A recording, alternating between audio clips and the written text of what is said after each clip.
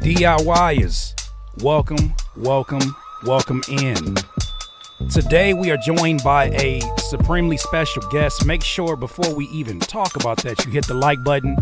Let our other subscribers know that we are in here, and today the gem shall be abundant, my friends. I promise you that. I am in the presence today. Hold on, let me go ahead and switch the screen real quick. Ladies and gentlemen, I am in the presence. I gotta big you up. Give me a second. I gotta make sure I big you up. Hold on, y'all don't understand. If you don't know, get excited about this the way I got excited when I saw that Kendrick had a new song called Euphoria. We'll talk about that later though. Get excited. Get excited about that the same way I did today when I heard that, because Nicky, Saunders, the social media savant, the motivational speaking life into creators like myself, the brilliant content creation mind is here to join us, hopefully to demystify this thing that we call social media that so many of you are avoiding and fighting with everything that you have. Before we get into that, Nikki, how you doing? I'm amazing. I can't complain. It's like Tuesday or whenever you guys are watching this. It's the day that it is. Sure. You feel me? But yeah, it's chilling. It's nice outside. Yeah. I go outside now. We were talking about that earlier. You was like, I'm out here. I'm really out here. Well, it feels like we're really outside. We're really outside. But it feels like, look, when you follow Nick, because you're going to after this. I'm just telling you right now. You don't have a choice. If you're on Instagram, you're going to. If you're on Twitter, wherever you are, YouTube, I got all those information in the show notes. After this, you will understand why it was so important to me to be able to have this conversation, because I know that so many of you, as independent artists and music producers, have music that you want to be heard. And sometimes social media can feel so freaking overwhelming. There's not really practical ways that you've been taught or that you've seen in action. You're not understanding why people are doing certain things. You got to understand that happens to all of us at some point, at whatever stage we're at. When it happened to me, I want to usher this story in, and I want to let you dominate this conversation. Promise Curtis King's not going to be over talking to guests today. Your content. Theme? Is that a theme? That's something I'm working on. I get excited. I be getting excited. You know, I'm gonna be transparent. I get excited only because like I have a thought and I'm going to forget it. But I was introduced to your content first, I believe, through either a shared post with Eric Thomas. I forget exactly how it happened, but once I followed you, the abundance of information that you had for somebody who's been making content pretty much all my career, even before it was a content creation title. You helped me to understand the science of it. You break it down in so many different ways that there's days where I don't feel like posting. And even in addition to that, as we start to get to know one another, you walked me off of the ledge from actually stopping doing my YouTube. As that's people don't know that. People don't. There was a point in time where I almost didn't want to do this YouTube. We pause this music. There was a time where I almost did not want to do this YouTube. I wanted to get away from producer content. I wanted to see what the next stage of my career was, how music is. I was out of here. And I'm telling you, Nikki, I want to be a motivational speaker. I want to be a motivational. I want to do something, because this right now is just, it's too much. But you, in 4 voice notes, was able to give me so much freaking clarity. And the combination of your advice, the homie Ruslan's YouTube course, it put me right back on track. Now, 10 years into my YouTube, I'm having the best year from an analytics standpoint that I've had the entire 10-year journey. Thank you. Now you killing it. Can I say, I get on YouTube. Your content is everywhere, screaming at me. Appreciate please that. watch me. Please watch me. All the whole, I mean, if I can always, I open my YouTube, it's always like, okay, what is he covering his mouth about? What are we talking about today? What we doing? And they be getting on me too, because they don't understand. Like I'm starting to understand how many people don't understand the power of consistency, specifically in branding. I mean, your brand is deeper than the brand, and this is something that you preach all the time. And that, you know, people have so many something that they're inundated with. There's so much information. There's so many visuals. You know, there's a level of like comfort in the predictability of knowing They go Curtis with that yellow background and that look in his face. I just know he gonna say today. People are like, I just know you gonna say something about that Kendrick. So let me start off here. For those who are meeting you for the very first time, can you give the proper introduction of who you are, what it is that you do, what drives you into doing this work, and then we'll get into some of these questions for these indie artists. Let's do it. So, keeping it simple, kid from Queens, New York. Shout out to those people who are tuning in from New York. The biggest thing that people know me for is the amazing motivational speaker, Dr. Eric Thomas. I work with him. I'm head of media over there. I've grown his social media from 300K to 2 million and going on still and still. Probably that happened in like a year and a half or so, those numbers. And now my whole thing is helping regular smegular people like us turn their ideas into true impact and monetization through content. So there's a little real quickness, a little humbleness. And I mean, the truth can never be disrespectful. The truth can never be seen as an arrogant thing. You're a walking testament to all the things that you speak about in your content. That's something that I always do. I always want to make sure that when I'm getting information from someone, no matter how great it is, I want to see what your personal execution looks like, even in the content that you're presenting to me. Do you know how many times you've done this to me, where you've presented a piece of content and you're teaching a lesson, and then you go back and you go back and listen to it, and you recognize, wait a minute, Nikki done did the lesson in this lesson. It's just, what kind of inner matrix teaching is this? You go back and you realize, like, oh no, you didn't just give me the 3-second hook. Like, no, you didn't just break this whole thing down and then bring me back. So what would you say kind of got you into this space in particular? Because I mean, it would probably been really easy, especially having a success with Eric, to focus in specifically on the motivational speaking space. You know, what kind of drives your work with creators? And I mean, I see the message repeated all the time about the necessity of posting content in general. Yes. So for me, it was more about, I've always been a storyteller in some way, shape, or form, right? And realizing that very early that I had a gift that if somebody gave me an idea, I could turn it into content in 3.2 seconds, right? And I don't take that very lightly, because I'm realizing, and I think a lot of creators go through this, is like something that comes very easy for us, we kind of downplay it.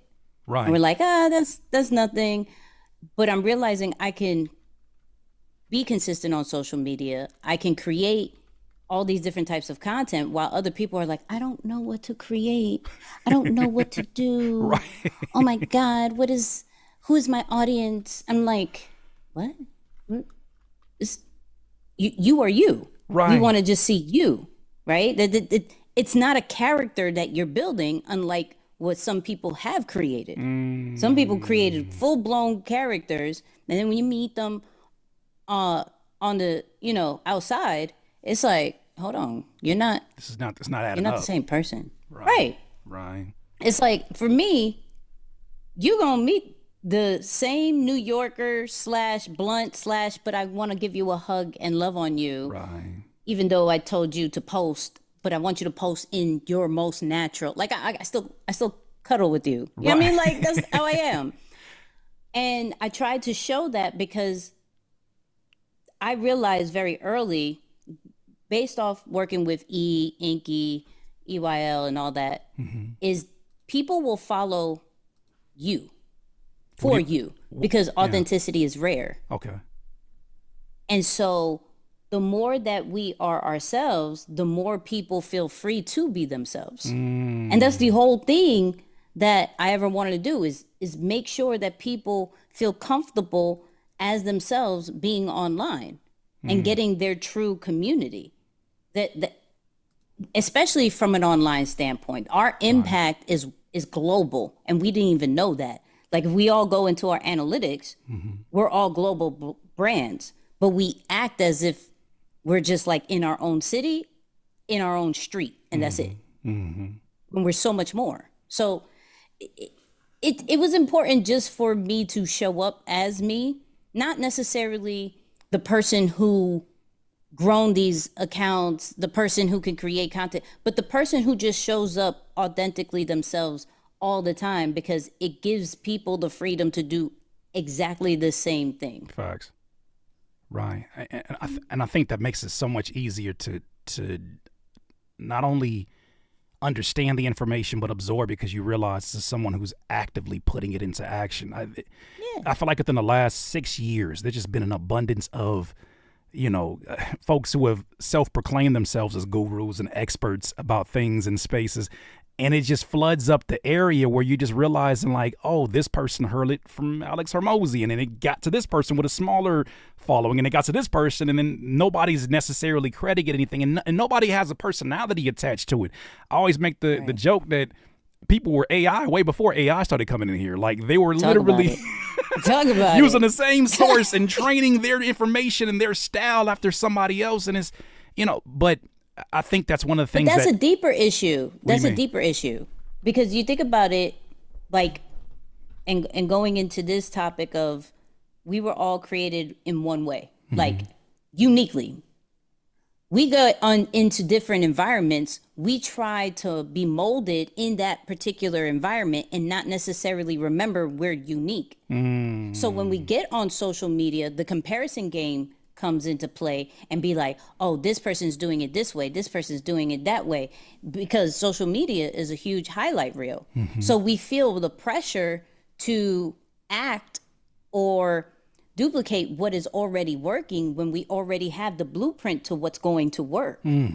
This is the only reason why I can't completely agree with him in every single thing he does. Probably 90% I don't agree with him anymore. But Kanye, I can't. That was not the name I was expecting, by the way. Because yeah. However, he does things the way he wants to do it. Now, his marketing, I don't agree with, because he does this whole, I'm gonna go rant, I'm gonna go crazy, whatever. But he knows it works, and it works each time. So why am I going to change up the situation? But he realized this is what I'm gonna do. Yeah. And I don't necessarily care what the people before me did. I don't care what the people, my peers are doing. I'm gonna do it this way, and someone's gonna like it. And he has a crazy following. Yeah. That no matter what this man does, it's like, we're still gonna follow you. We're still gonna buy your stuff. We still love you. And some of us are just like, I can't do it no more. I can't. I can't keep defending you. You are here wilding. Like, we want to see you win, but sometimes I really want to love you. I really do. Yeah. I put this on Threads the other day. Like, why can't we just love you? Like, let us just love you. Right. Okay? And maybe it's because, but it breaks down into, we're seeing him in all his ups and downs. We saw him literally through the wire, lose his mom, then go and do everything he's been doing ever since then. Right. He's been an open book the entire time through that process. Right. Right or wrong. So we've seen this man evolve, which goes into the whole why some people don't want to go on social media. Because some people don't want to be that open. Well, some people don't feel that confident in being like, I see. Right. When some people are open, regardless if it's the reality TV formula or not, you're going to criticize them regardless if they're good or bad. I don't want that smoke. I don't want it. I don't want that. So they'll already put that in their head. Sure. They got trolls before they even got it.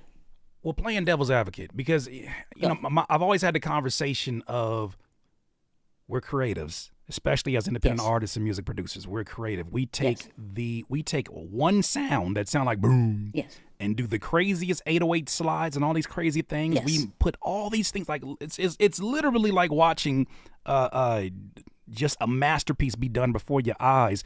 It's a complex way of approaching creativity. Where does all that creativity go when it's time to promote the song? And the best thing that you can think of is turning into a brochure I'll call it a brochure for SoundCloud, a brochure for for Apple's preview. Like, why does your page looks like it's not ran by a creative? It's like you hired somebody as your social media manager who has no idea about what your brand is. So let's break that down. Let's break it down. If I created something in my home, right, and I put it out there, just SoundCloud, whatever, cool, Apple, that's it. I created something. You didn't tell me about the marketing part. You didn't tell me that I actually had to be outside for this to work. Low key, I'm an introvert. I didn't expect to talk to people about my music. I just thought, based off what I've seen, I put it out there. Someone's going to catch it. They're going to love it. It's going to go wild. I'm going to hope that formula works for me. I'm going to hope that, right? And that's what a lot of artists think. If those people that continue to get highlighted, and this is where media goes wrong, because we only highlight those random situations where it's like, we found this person from YouTube and now they're a huge star. Like, that's one person. That's right. That's 2-3 people in a course of 5 years. Now we see Ice Spice. Where did she come from? And and then we figure out some of these people have machines behind the mystery. And the thing is, that becomes part of the rollout. It's in a lot of these scenarios, not specific names, but in a lot of these scenarios, you'll have someone who already has the backing of someone who has access to whatever media outlet, from late night TV to, the biggest billboards in New York, all these different things they have access to. And they kind of hide their involvement just to make the rollout seem as organic as possible so they can tell you the story. Look at this person that was a week ago was just making music inside their room. All of a sudden they're on right. They're on a Beyonce album, and it's like But this is why artists have that situation. We have total extremes. We have either the independent artist that works their ass off and takes mad years, and now they finally are up, and someone's like, okay, I don't got 12 years. I don't got 7 years. I don't got I got bills and kids today. I made some decisions. I got 5 kids. It's not gonna happen. Right. It needs to happen today. Right. And then you have the random success of somebody who randomly came up out of nowhere, and it's like, yes, they may have a machine, or yes, they may have been picked up randomly. So you only hear 2 extremes. I work extremely hard, and I do everything the hard way, and I've gone broke 19 times. I'm finally coming up, and it's like, I don't want that route. Right. I want this route. I want. Find me. E.T. said this, you need a butler. You need someone to put you in position. It's not that you're not dope. That's a bar. You need be put in position to really blow up. So people will be like, yes, please, where is my butler? Where?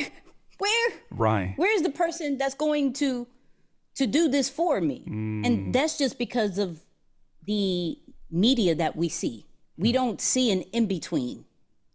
We see one or the other. So for the artists that, and I feel like there's a lot of artists that, because of what you said earlier about being introverted, they kind of follow the model of other artists that appear to be introverted. For instance, we were talking about earlier about Kendrick. Kendrick doesn't really do social media. He doesn't do social media at all. I mean, when the only clips you can get from the last few years is him doing pull-ups and push-ups, you know what I mean? And those were clips that he chose to share with you. You realize it's a different strategic approach to sort of the lore and the mystery around him.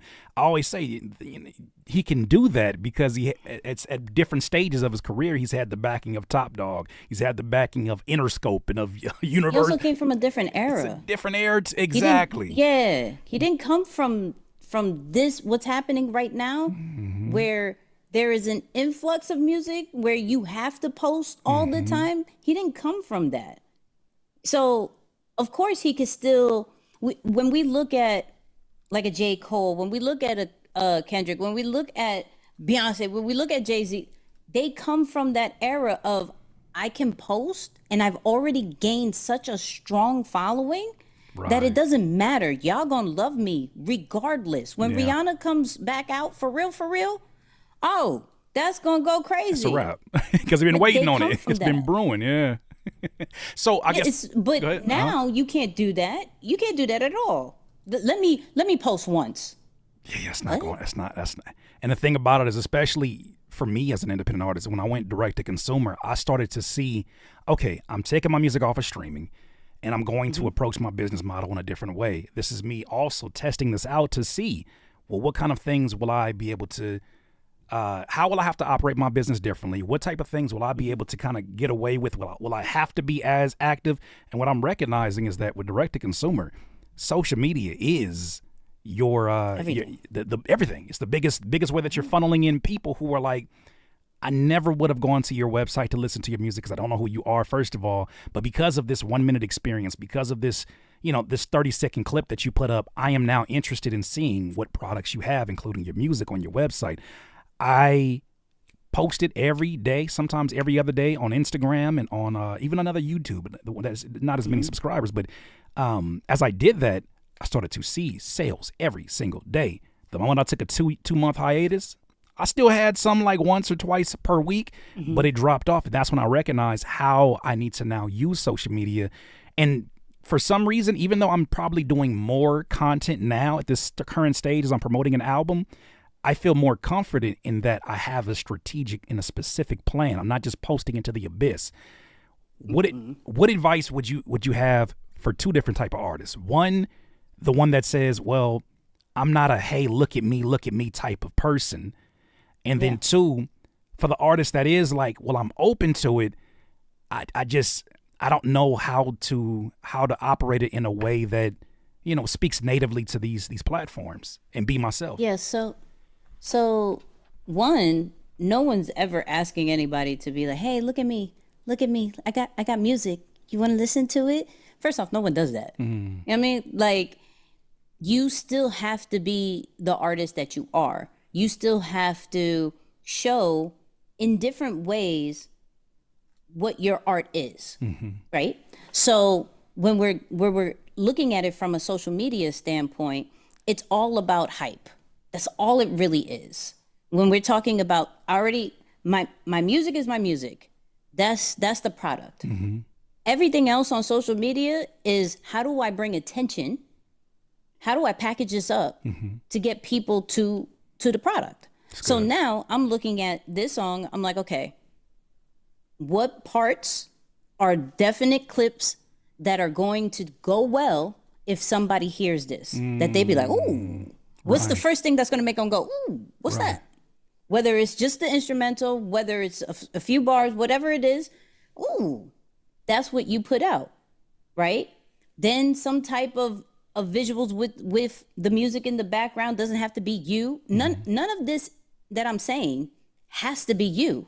The music can be the extrovert. You can stay the introvert. Oh, good. You feel me? Wait a minute. Hold on. Let me. Somebody gonna have to tell us. I had to make that. Oh, that's good. You can be the introvert. The music becomes the extrovert and the representative that brings people into your universe. That is. Woof.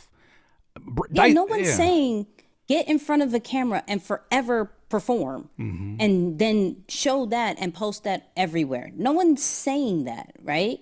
It's how do you articulate what you're doing in multiple ways? How do you make it into 30 seconds? How do you make it into 60 seconds? How do you make it into 90 seconds? Because this will cover reels, this will cover TikToks, this will cover shorts. Okay? How can I then make it into a carousel? Right? Where I'm taking a picture, I'm taking a video, I'm taking another picture, and then maybe I'll put some words into it. It's all about, how do I milk this one thing or this one project and bring traffic constantly? If we're not on the top of mind of people are going to forget. Easily. Because there's so much content that especially if you're following someone who's much of a beast at content as you are, I feel, look, anybody who thinks you win competition, I feel bad because there's days where I literally, look, let me tell you, I don't have to put no extras on this when I tell you this, Nikki. There are days where I'm like, I don't feel like getting my ass up and making these little vertical videos. I don't feel like color grading. I don't feel like doing the captions. And then I go to your page and you've showed me a completely new format. Like I try to format out because it's almost like your Instagram specifically. I want to keep talking about that. It's almost like a template. It's like a numerous amounts of templates that you're offering your audience to try out for themselves as they're starting to do their content creation. You did one where it was literally just the iPhone, and you were like walking along your trail, and then you were talking in the voiceover, and it just had the captions up, and I'm like, but how did you make this look so fire? I'm like, how many times have I sat here and I'm like, I can't make no content right now. I'm in the doctor's office. And now my brain is like, I'm in the doctor's office. I can only make this content right now. But I credit that to you because of the way that you approach, I guess what I'm leading to is, how do you define what's content worthy? And also the bigger question I know a lot of artists have is, well, I'm so concerned about quality over quantity. Like, what is quality content, I guess, to you? Let me double back on something. Sure. How do you know what's quality if you've never put anything out? Fair. It's a good question. This is like, and once again, going into the comparison game, we're looking at other people and we're saying, yo, that's perfect. That's what content is. Mm-hmm. And it's like, it worked for them. There's no blueprint, regardless. And we're a fan of different courses and different outlines and things like that. There's nothing that step by step is going to be like, this is the perfect one for me, perfect one for them. And it's going to get you to a certain extent. Mm-hmm. Then it's up to you, right? Fact. So you have to figure out, one, what works for you, and then what works for your audience. But first, what works for you, right? Because if you're not comfortable with your own content, you're not going to be consistent. Facts. You're only going to work for people, and then that's exhausting. And that's where burnout comes out. Right. And burnout is heavier in these past 2 years than anything. Put my absolutely hand up. Anything. Put my hand up, because I for sure am learning my way around it.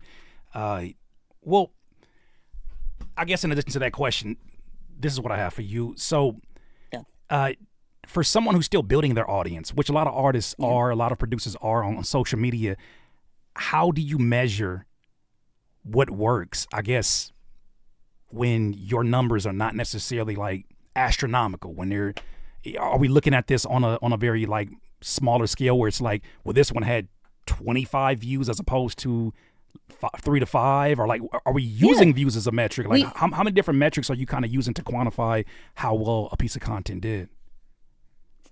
Figure out what is your viral so far, and then figure out your average numbers. Okay. So, one, in our own respective worlds, we've gone viral. Right? Whether our viral is 1,000 views, whether our viral is 100 or 500 views, or whether it's 500 million, it don't matter. Because all we are really is a competitor to ourselves. Mm-hmm. Nothing really else. Right. When it comes to content, because all we're doing is we're saying, yo, this sucks. To who? To ourselves. So now I'm creating against what I just created yesterday. You feel what I'm saying? Mm-hmm. So I'm now going, okay, if I know my average numbers, meaning I know my average views, I know my average likes, I know my average comments. If I'm talking about, let's say, TikTok, Instagram, Facebook, I know my average shares. Mm-hmm. I know these things. But boom, this is my viral number. What is it in between that will be a realistic milestone? Like a realistic. I know for sure I can't get the viral number on a regular if my average is is this. Right. So if my viral, let's say, is I had a video like that hit 200K. Let's just say that. Okay. 200K. My average may be 5K. Am I going to say my goal is to hit 200K every post? Absolutely not. How can I get 10 to 20? How can I get 50? That's good. How can you feel what I'm saying? Yeah, These are different milestones that I'm growing to. Then now that I get 20K and then my new viral is 500K, I'm like, oh, okay. Well, I think Cool. I think going with that approach is so dope because it helps to calm the hater inside. I call it the hater inside your brain that's talking you out of all of these opportunities. Where I've definitely had that hater in my mind where it's like, I'll watch a person do content and say they have a new song and they're doing 4 different versions of the same verse. And for me, I know it's a generational thing, but I'm like, we've already worn these clothes. We're wearing these clothes 4 days in a row, even if they're different looks. It's like now we're wearing the shirt as a bandana. Like, what are we doing? So there's a part of me that's like, but people are going to get tired. And then I start to think, well, the people that get tired were eventually going to get tired. We just sped the process up. And I learned that from Grant Cardone talking about the 10X rule. And he was saying that he was sending out emails from his company at one point in time, and it was so much people started complaining. And instead of slowing it down, he told his assistants and his workers, Ramped it up. He said, ramp it up. Let's get them off the email list then. They're not the people that's going to buy anyway. So there is that part of us that psych ourselves out in our brain. And even when we do good. It's the creator. It's the creator in general, we don't right? like routines. You feel me? Like, we don't like routines. So if we have to do something, and we know it's successful, like we know this is going to work. Right. But I don't feel like it anymore. There has to be something else that works. Right. Like, okay, cool, but I'm an innovator. Like, I'm going to create the next thing. And it's like, no, go back. Go back. So reinventing the wheel again. Yeah. Right. If we break down why certain songs on TikTok works, is because one artist or one producer will play that 17 million times, do 17 different posts that people will finally catch on and do their own videos on it. So would you argue in that scenario that you're giving, and I've said this to artists when I've done one-on-one consultations, could you say, I should say, that as you're performing and doing your content, you're almost introducing a way of how to use your music for your potential audience? Yeah, like what I loved, let's say, in the early days of Meek. Meek did what is known now as the formula, where everything, he was driving in his car, he was in the studio, he was in his crib, he would play his music. Like regular day stuff. You in the car, you're going to turn on my song. You in the crib, you're going to turn on my song. So let me show you how I'm living. Because you're already looking at me. Right. So when you see me do it, you're going to envision yourself doing the same exact thing. You feel what I'm saying? So it's the same thing. If I have a song, when I'm working, you're going to hear it. When I'm writing, you're going to hear it. When I'm outside walking, you're going to hear it. I mean, it's just showing different situations that people are almost like, I feel like I've heard this before. Let me turn it back on. Well, in the same environment, let me turn it on. What is what Nike does? Nike could sell you a shoe, and we know what the quality of it if you're a Nike fan or whatnot. But Nike shows you athletes doing athletic things inside of their shoe. And when you look at the commercials, they're never like direct selling. It's never like, get these Nikes now for $2.99. This is the next Jordan. Get the new Jordan. Get the new. No, they don't. No one says that. They show you the lifestyle. They show you the representation of what context this has in your day-to-day life, what kind of people associate with it. They even will bring in like spoken word artists that are speaking to the mindset of the type of demographic they're trying to reach, as opposed to some folks only. I don't know where artists get this from, or creatives. They only know direct sales when you talk about sales. And I feel like that's why it's so icky. They only know slimy, door-to-door, hey, Listen man. to my song right now on Apple. On Apple. Like, when did you turn into this 1950s marketer? You're not even a up-to-date marketer. Where did that come from? Got a new song for you. New song. On Like, Apple right now. I be looking at captions. Says that. And now ChatGPT, it's not ChatGPT fault, but damn it, I can smell a ChatGPT caption from 14,000 miles away now. If you don't get that rocket emoji out of here talking about fantastic new movement. All the emojis. Help us. How can we get the hell out of our own way, Nikki? Because I see this more and more where I'm like, fam, you don't even use these words when you rapping. Why all of a sudden you turn into this suit and tie version of your artistry? So going. Look at somebody. Hold on. Somebody said revolutionize your experience by. See, that's a ChatGPT caption for sure. I'm sorry. Go ahead. That's a fact. It's a fact. But here's the thing: we have different tools that will help us feel comfortable with ourselves, right? So with ChatGPT, for one, stop copying and pasting. It never sounds like you.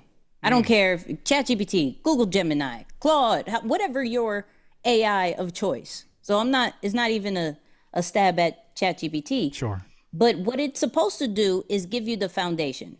It's supposed to give you the idea for you to feel comfortable enough to put your own swag to it. But it goes, like I said, it always goes into a deeper conversation of, do we feel enough confidence with our own words and with our own appearance to just put out what we need to put out? Or I feel more comfortable, you did it for me already, copy and paste it. You did this formula for me, copy and paste it. I'm gonna do exactly what they do. I'm gonna just copy this. Right. It's a confidence thing. It's never really about quantity, quality, the sound of it. It's never about that. It's always goes based off, do you feel confident enough in your own words, in your own art, to put it out? Yeah, and see, you bring up such a fantastic point in that, it's never the tools. It's always the user. It is always the user and how you're using it. Because there've been times where I've talked, I like to talk to GPT. It's my friend. I talk to GPT on occasion. I know, because that's something else we got to get into is that someone just said it right now. That's the best. I like that. It says assisted intelligence. I like that. So it is. So what I have conversations where I'm recognizing this is the disconnect that you and I have right now, ChatGPT, and I say it. Like when I have friends that I'm showing how I use ChatGPT, they're like, wait a minute, I can ask, like they'll ask me questions like, how do I get it to be more like human and less cheesy? I say, tell it. Tell it. Tell it to. Hey, this sounds too generic. It sounds like the plastic on grandma's furniture. Could you get to the point? Can you be blunt? Could you make this 3 sentences and explain who this person and why the hell I should know him? I've literally typed this in and I get a more human response. The thing I like about it too is that as you're having more conversations, it is learning your style of asking, your style of getting to your own point. And then I have it just say, look at the last, 5 prompts that I gave you and see if you can find a style within that. And then word this in a way that's closer to my brand, closer to my voice. And then I'll take that as, the alley-oop and then I'll slam dunk it. Because from there, like all I needed was just the framework. All I needed was just someone to do some of this analytical work that, that's not my favorite thing to do, but it helps out so much when you're able to utilize it in a human way. Yeah, it's a conversation. I always have about 20 to 30 minute conversations with ChatGPT because it doesn't know me. So I treat it like somebody who doesn't know me. So one, instead of telling it what to do, I ask it to give me questions to further their output. So meaning, if I'm saying, if the goal is to get about 10 content ideas, right? I got a new song. I got some new I want to release. I need 10 content ideas. What I would do is tell everything about me and what I'm launching, who my audience is, right? What kind of style that I speak in. And then I go, now ask me any questions that would help you give me a better output for what I'm asking for. Love that. Because I don't know what I don't know. Right. So I don't know how to speak to AI. We're all learning this. So now it's going to give me a whole bunch of questions based off what I'm asking for, and I'm going to ask and I'm going to answer them. Once again, is there anything else based off my answers? Is there anything else that you need to ask? It may ask another whole guap of things, and then it'll start generating. You're not going to like everything. No. I know I don't like everything. I may like one or two things, and then the other four, I'm like, nah, that ain't it. So here's my thoughts on this. What made you think about, like, what made you give this answer? Boom. Then we're having just conversations. So then I'm finding out exactly what I need. And that takes 15 to 30 minutes. And me, I use the talking feature with ChatGPT. I don't even like typing. That's too much typing. I love it. I've been in the car. I'm like, yo, give me a book that can help me with this particular issue. And that's how I came across Cal Newport's Slow Productivity, was having that conversation on the phone. But yeah, there's ways to do it. There's ways to do it that are outside the box. It's just having a conversation. That's all it is. It's text-based. You talk to it, you're good. If you're just telling it what to do, yeah, you're not going to like it. Some people tried ChatGPT, tried some of these things, didn't like the output, put it down. Nah, it's not there yet. It's not there yet because you didn't talk to it. Exactly. Look, we got to, once again, got to blame the user, not the tool. I had my mom decoding one of her dreams in ChatGPT, and she sent back a prompt. I was like, I'm proud of you, mama. She's like, what if I said it like this? I'm like, you know what? This is what I needed to see. I literally had a light bulb. It's a really rare light bulb that I have never seen in my backyard from the house we're renting. I took a picture of the outlet without the bulb in it, went to Home Depot, and I said, which one of these 4 light bulbs should I use this for? And I took a picture of it, and it was able to tell me, this one's going to give you the brightest. This right here is going to be good for if you have, a gazebo. And I'm just like, see, this is the kind of assistance that but once again, there's a lot of artists that I think that they kind of limit their creativity only to their art, and it creates great art when it comes to the music, but every other decision, even their business decisions, they're not able to, build strong brands. They're not able to, I hate to say it like I'm talking about my peers, but some of these album covers are horrendous. Some of the logos are pixelated. Some of them are just like, you can't take it to the thumbnail test. If I zoom out and I'm looking from a distance, I can't tell what that thing is. It's a bunch of lines with details that mean something to you and the artist. But as a potential listener, customer, I have no attachment to it.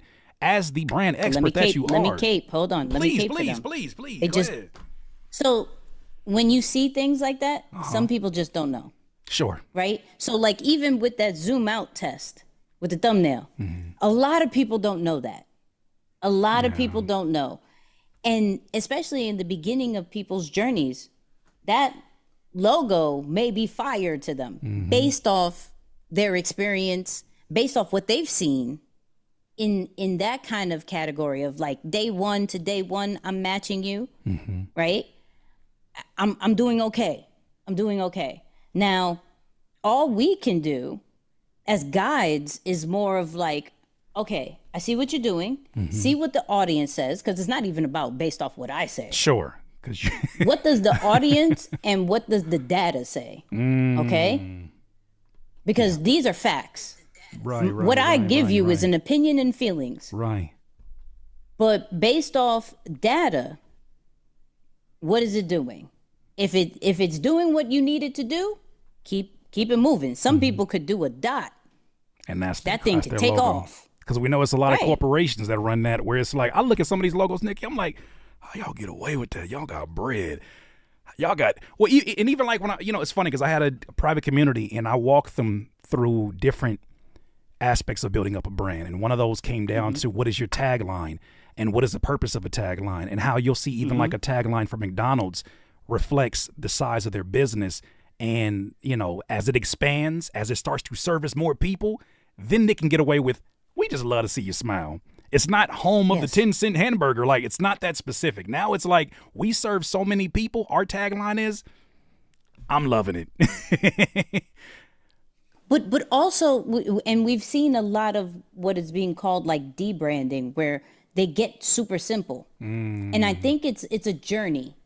We think that we have to be super complicated. If we talk about like thumbnails, right, real quick, there are people who will put the whole kitchen sink in their thumbnail, right? All these nice it's fire, it's art. Right. But it's not doing what it needs to do. Once they realize, they go through the journey, then they start to like, oh, hold on, I just need a check mark. You know what I mean? Like, I just need an NY. I'm gonna need you not. I'm gonna need you not to come from my head like that. All right, I'm gonna need you. I'm gonna need you to chill, because a year ago, my wife was looking at my YouTube. She said, "Your YouTube thumbnails look like a buffet of different YouTube thumbnails." And none of them look like they're in the same YouTube. I was like, that's because I'm trying out different styles. But now, right, to your point, we have to go through that. We have to go through that. And there's nothing, that's our brand journey.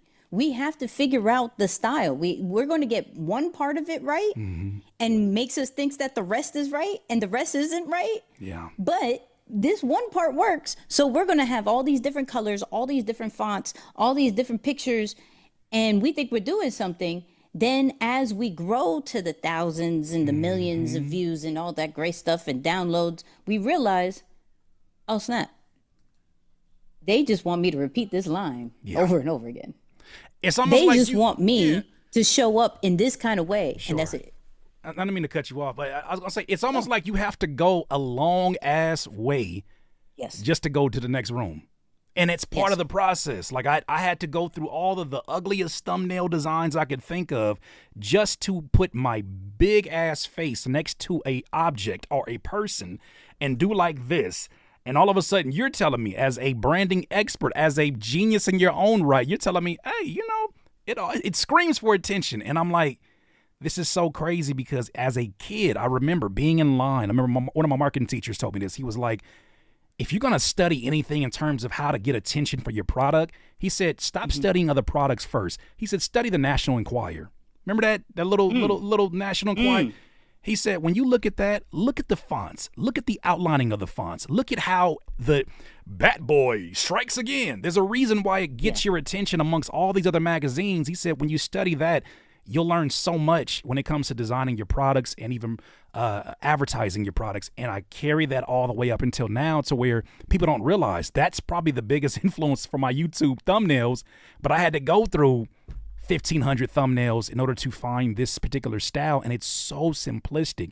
But I think that people sleep on, and artists know this, because you got to go through complex growth in order to make simplistic music that is just effective and it gets the job done.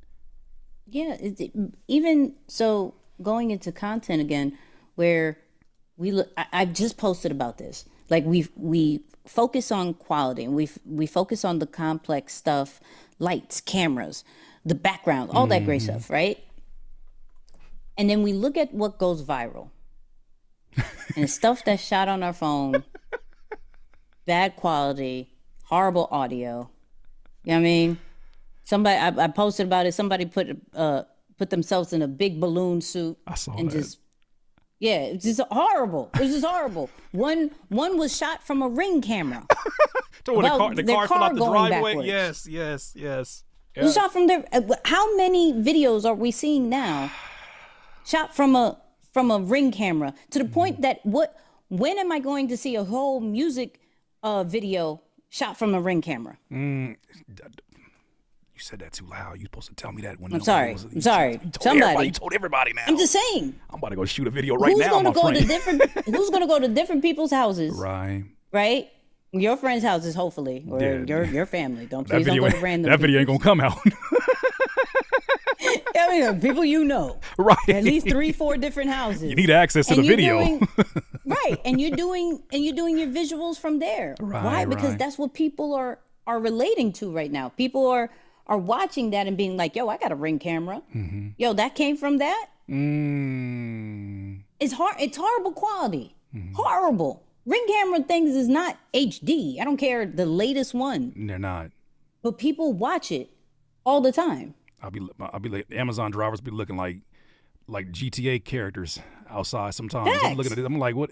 So it's funny that I want to zero in on this whole thing about quality, because I think that stops a lot of artists and producers from even trying to do it. When they see these, it's like you literally see when you first sign up for like a TikTok, rest in peace TikTok. When you first sign up for TikTok, I always say, rest in peace. Rest in peace. You gotta say, look, rest in peace. Rest in peace. It got a year to die. It still got, it's like on life support right now. You're like, nah, you're dead already. You're dead. I'm sorry. We've already. The insurance is about to be drawn. I'm sorry. Okay, we got all your properties taken. He like, y'all ain't getting this. Y'all ain't getting this algorithm. Y'all ain't getting nothing. Like, is he talking heavy right now? So I'm like, yeah, it might be done for. But Ruslan said something one time in one of his videos I thought was really, really dope. And it kind of had me thinking differently, and I want to get your take on this. He was saying that he feels like part of the reason why the content that went so viral, the styles that went so viral on TikTok specifically, because it wasn't the one that started it, but it definitely popularized. Just pull out your camera. Let's go here. Let's do the dances. Let's do all the, like, musically, you definitely got to give credit to as well. But what was it? They brought it back, Vine. He said that he feels like Gen Z's connection with that is that's how they identify whether the person that they're speaking to is authentic or not, and whether that they're relatable. He said he said that almost when the content is too produced, it's almost like they feel like they can't trust it to a certain degree because it's too produced, and you're trying to trick me into believing this is better than what it is, whatever you're selling, whatever you're talking about. What's kind of been your conversation with yourself internally? Because I've seen you do content that's both, and I measure quality in a different way, but you carry quality. No matter where Nikki shows up, quality is right there. So how do you kind of like, what's your thought on that, first of all? And then also, what's kind of your opinion about that aspect of the quality game? Quality is what the community wants, right? Your brand lives off of your community. Like, it's the heart of your brand. So I know if I create super highly produced content 24/7, I'm not reachable. I'm seen as not reachable. I'm seen as super busy. I got everything together. Everything is perfect. How dare you hit my DM because I will never answer it. You know what I mean? It's not relatable, right? Where when you go and grab your phone, it's like you're talking directly to me. And I could talk directly to you because I can grab my phone too. Right now, granted, I'll comment on you, or maybe I'll hit you with a video inside of your DM, whatever. Right. But it's more relatable. And this is why you got to give it credit to like Vine, TikTok, and all those different types of content and platforms where it's okay to be yourself. And this is why I will always say, regardless if it's artists, producers, anybody, you got to give credit to the kids, because they're so young that they don't overthink. There's not, you can't do this doesn't look right. They're not looking at other people's stuff. They're just creating. They're having fun. How did we lose the fun? Knowing too damn much. How did we allow so many other people's opinions to stop us and paralyze us, where the kids are beating us and actually making more money than us? Yeah. Their brand deals are disgusting. There's no rollout I'm plans. still on that whole 9-year-old, 10-year-old, he's probably 10 now, making billions of dollars from opening up toys.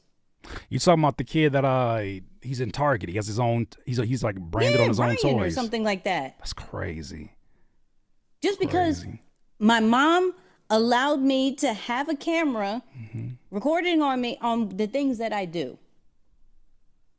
Goes back on your support system. We can have a deeper conversation. Yeah. Because it's your support system is the people around you, like supporting the things that you're doing, or also, I don't know if this works. The second you hear, I don't know if it works, you're gonna stop. Where a kid is given the power, you could do anything you put your mind to. Right. And so that's what they do. They hear any type of song, any type of skit, anything that's on their mind, they're going to do it. They're going to some will sing and they have no business singing, but we're not going to say anything because they're kids. And so we're supposed to say, boo boo, come on, continue. Right. Continue. It's good. Right. Now, if they were 21 years old, chill out. Leave that alone. Right. Leave that alone. Right. Chill out. Yeah. How can we protect ourselves into getting into that kid that kid mentality? That we have to tap into that in order to be able to produce, whether it is highly produced content or just super organic, grab your phone, because I do believe having in both, because it's like, I'm relatable, but don't test me. Don't overstep boundaries. I'm still creative. Yeah. Like, you don't even know my middle name. I still don't know what I'm doing. Right. Like, I get it. Yeah. I want to talk to the people. I'll go on live on Instagram. We'll talk to you. No big setup. Woo. But don't get it twisted. Because some people I do this content stuff. Some people will try to play you on that, where I've seen it as a content creator really in the earlier years as a music-based content creator, in that I was creating not necessarily content from my music, although I was, but it was more tutorial. It was more like, I'll never forget one of my first hate comments. He was like, I don't want to hear from this armchair philosopher. And I'm just sitting here and I'm like, first of all, that was rude. It was slightly funny. Right. But how dare you tell me I'm an armchair philosopher as if I've never left the house, never left the stoop. Stoop kid, get away. Like, it just had me really thinking about myself. And I started realizing, like, so much of the way that I validate whether or not I get information from someone, so much about whether or not I want to watch this content or invest in this has to do with me validating what that person has actually done. And I think that sometimes when you lean all the way into one side, it can start to look like, are you using this as a representation of your brand or a crutch? Same way on the other side, where if you're using super produced all the time, and the other side you're using just the phone, it's like, dog, you're doing the same thing you was doing 4 or 5 years ago. Like, where's the growth? Even when I look at Akai Sanat, I think how he's grown his quality from the webcam, and he still keeps the webcam, although he's having Nicki Minaj and all these folks come down to the house. I think that it shows like he has a great balance where when he needs to stun on you, like for instance, when he did the I think it was the 24-hour live stream, he did a trailer for it. Yes. And the trailer was crazy produced. Yes. I think that's the balance that shows, as you're saying, look, don't get it twisted. Like, I really do this. I don't do this on the weekend. I really do this. But at the same time, I am approachable. And I think that these conversations are just as needed. Something that you gave me a lot of insight into when you just said what you said about how do you retain that childlike approach to it. You're helping me to realize why I take my month breaks, why I take my breaks away. Sometimes I get into that same rut that a lot of people who are on social media, not necessarily posting, even though I do post, you get in that place where you're doing the comparison, and then you start to know too damn much. You start to learn too damn much, and then it's analysis paralysis. I find myself getting there, and I'm like, this is the most disconnected I am from my creativity, so I need to get away so that I break rules and forget that I'm breaking them. And that's what I just did the last two months. Now, this Friday, I'm releasing an album, and instead of sending people out just a CD, I got it packaged up in a Blockbuster-looking package, and I got to show it to you. I saw that. Yeah, so like, but these are the thoughts that won't come to me if I'm always tapped in, because I'm thinking about the native language so much that it almost hinders me to a certain degree. Getting away, I was like, you know what I miss? Pizza stains on a VHS. How can I give that to somebody who's never had that experience? Right. Oh shit, I can give them a Blockbuster night, and my project is already called Home Movies. So I say that to say I think that space for sure can help a lot of folks cultivate those ideas. Listen, watching, going outside of the box helps so much. Like, I get the best inspiration. Is going to sound wild. I get the best inspiration from shoot 'em up, bang bang documentaries, mainly drug lord situations. Right? Break it down. Yes. I know you're going to break it down. How? Let me explain. Let me explain. Right? So, for instance, right, with certain, this is going to sound horrible. Good God. They already, certain you know what channel you on? Right? You know what channel you on? They used to some wild shit. You're good. With certain packaging on how people package the drugs up to be able to transport it, right? But then also to get people to attracted to it and always continue to come back. It's like, one, it's the person who's also dealing it. Two, it's the actual product, right? Three, it's the source. How does this really relate to marketing? How does this relate to content? Yes, I'm not saying go be a drug lord. Not saying go push weight in any kind of way to get this lesson. Not way, right? Not saying kill nobody, Right.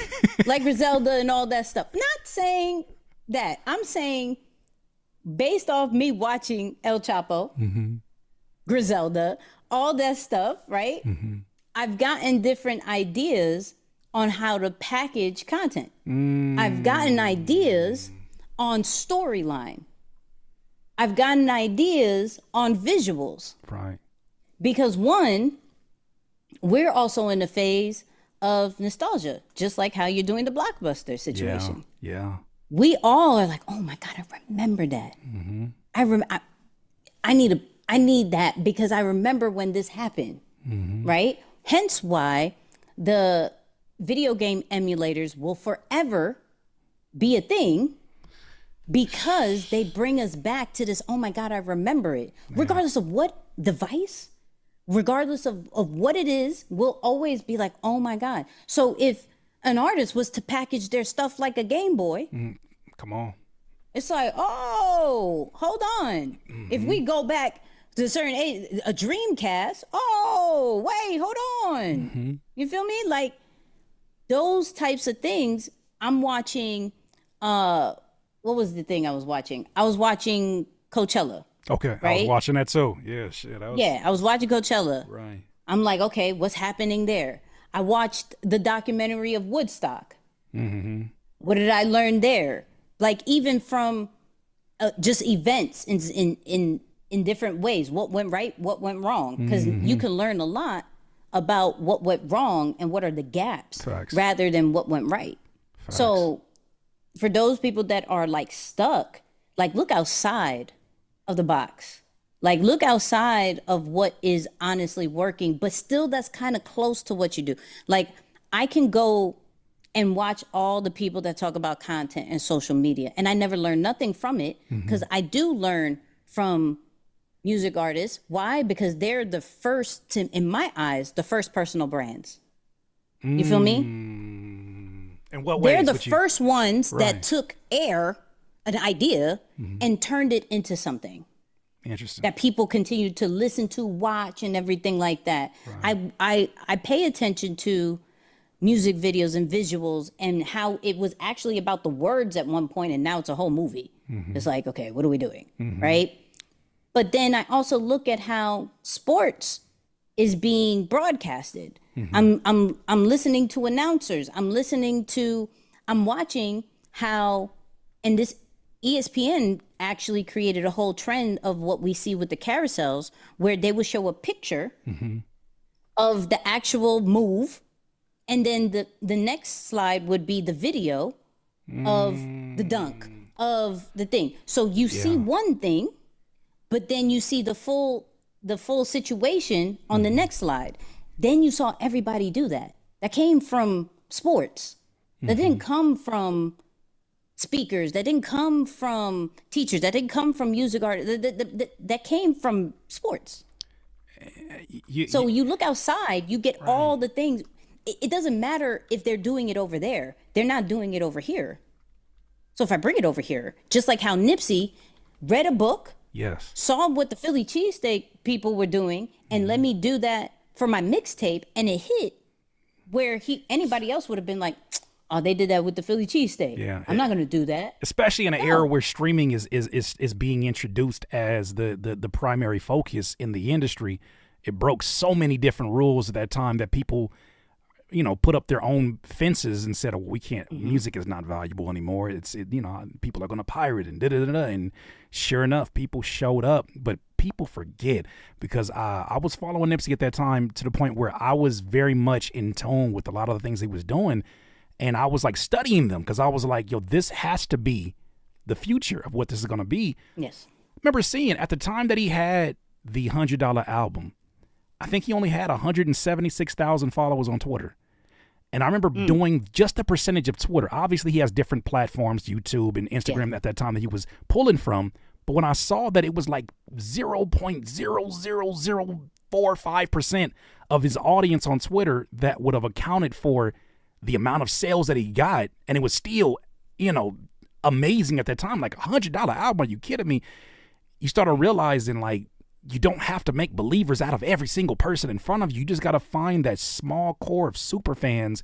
And I remember, I'll never forget, he kept saying, I want to give the people experiences they can't stream, because it still applies to today. It still applies, and that we're now responsible. I'm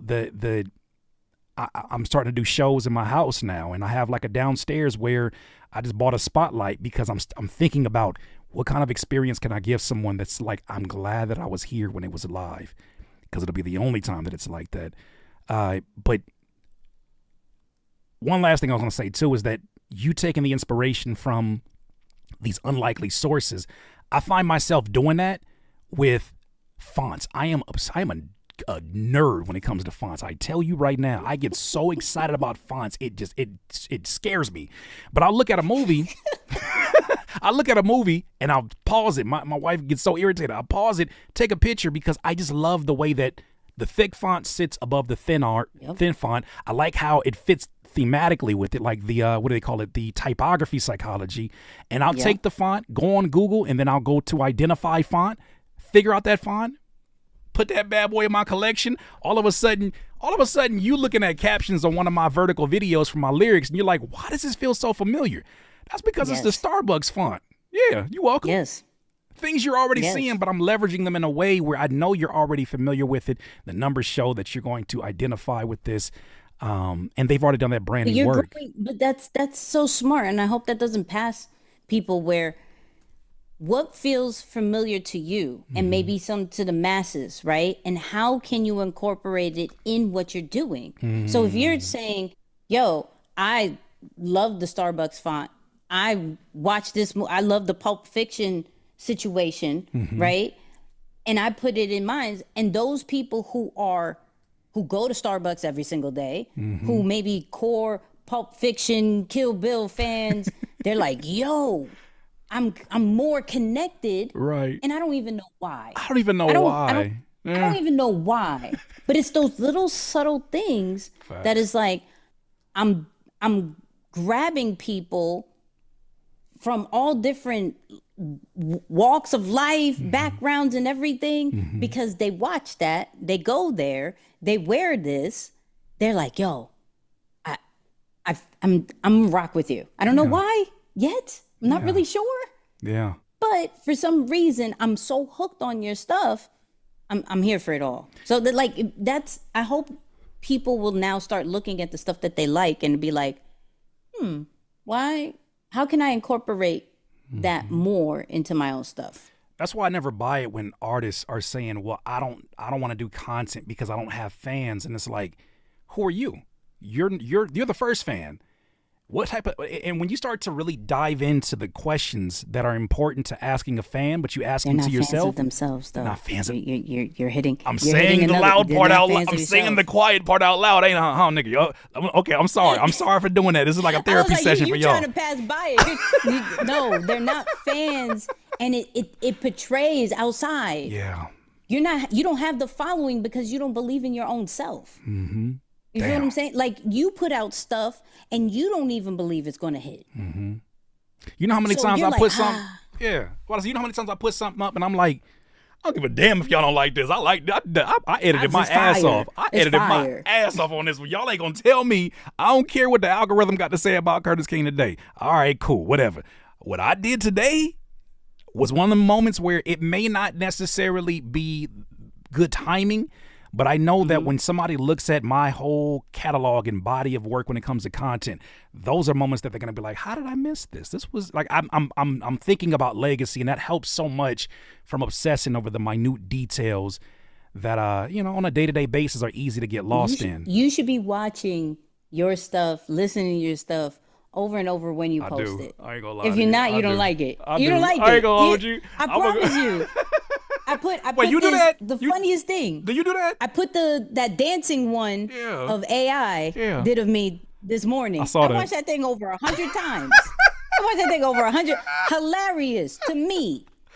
Right? And then I saw the comments of people finding it, but I found it funny first. I'm not going to put out anything I don't necessarily like. It's not going to be like, I just need to make this algorithm do what the algorithm does. Let me just post something. not fun. I'm never going to do that. I have to be a fan of me first to then attract other fans. Like, but I didn't want you to pass with that. I didn't want you to pass that. I'm glad you broke that down because it just reminds you that I always say this about artists. I'm like, the most infectious thing that you can do is be such a believer, not fake believing, but believe into your art so much that the excitement just exudes from you in a way that it's infectious. Like, it's so infectious when you see an artist that is like, I got artists that I know I ain't gonna like their damn album. I ain't gonna like their music, but damn it, I like them so damn much. They convince me I like this shit until I sit down with it. To me, that's somebody who's showing me the extreme of it. If the art's not good, hell, if you can just sell the conversation, I don't think they're doing anything that's that's lying. I think that they're just that genuinely excited by their own music. But they were like, Curtis, remember Les Brown used to talk about this. We're like, Curtis, I'm telling you, I got this one is gonna be the one, Curtis. This one, right? Oh my gosh, I did this crazy thing with the drums, and I'm like, I gotta hear it. And a part of my brain's like, you don't want to hear it? Yes, I do. But with that said, it just shows you, like, it's so infectious when you show up as you, as you said earlier, when you show up with your genuine excitement and enthusiasm around which it's more enthusiasm when you have, oh my gosh, it is so undeniable because people are like, I can't tell you how many times people have given my music a chance because they gave The Human a chance. Yes. And it had to start with one of them. People will listen, people will buy because of you. So many people have bought my AI toolkit, have no desire of really learning anything of AI or will do anything at that moment. But like, yo, Nikki, I love you so much. Like, you've added so much value. I just gotta, I'm in deeper than the brand. Haven't used it ever. Never used it, never even opened it. But I love you. I just want you to know. And I probably have to give you more money. I'm like, but I'm one of them. Can you just use the one thing? No. But What's the next program? But you know what though? You know what? Let me cape for them. Since you cape for the other folks, let me cape for them. Okay. I'm one of those that you provide so much daily value, not just value for the sake of showing up for content. You provide high level value that I know when I listen to you. I feel the same way about Alex Hormozy. Like, it was the first time I'm listening to somebody who broke down how to get my LLC, and I was like, in this way that he did it, it was something about the combination of words. I was like, oh, I'm getting this done today. And I went and got my bank account, went and got all these different things. And so I think that's something that's a high level skill of yours, is that your ability to just say it like it is, your ability to just say, look, you're not, I know what you're going through. Here's boom, boom, boom. Like, that is something that I don't take for granted. So when you had the deal, you had a Black Friday deal last year, I believe. And I didn't even read the description, and I bought it because it was $30. I'm not going to lie to you. I'm not going to sit up here and cap to you. I was $30 and I bought it. I said, I need this. Do you know what it is? Nope. I just know it's going to be great because listen to all the content. And then on top of this, I get FOMO. Hear me out. This is a real honest. I get FOMO from having the course because I'm like, she's so ahead of the curve. This might be outdated already. And here I go back to the content, and I'm like, now we're talking about audio. Like, how did the hell we get here? So to K for them, I do understand where sometimes it can be a bit overwhelming.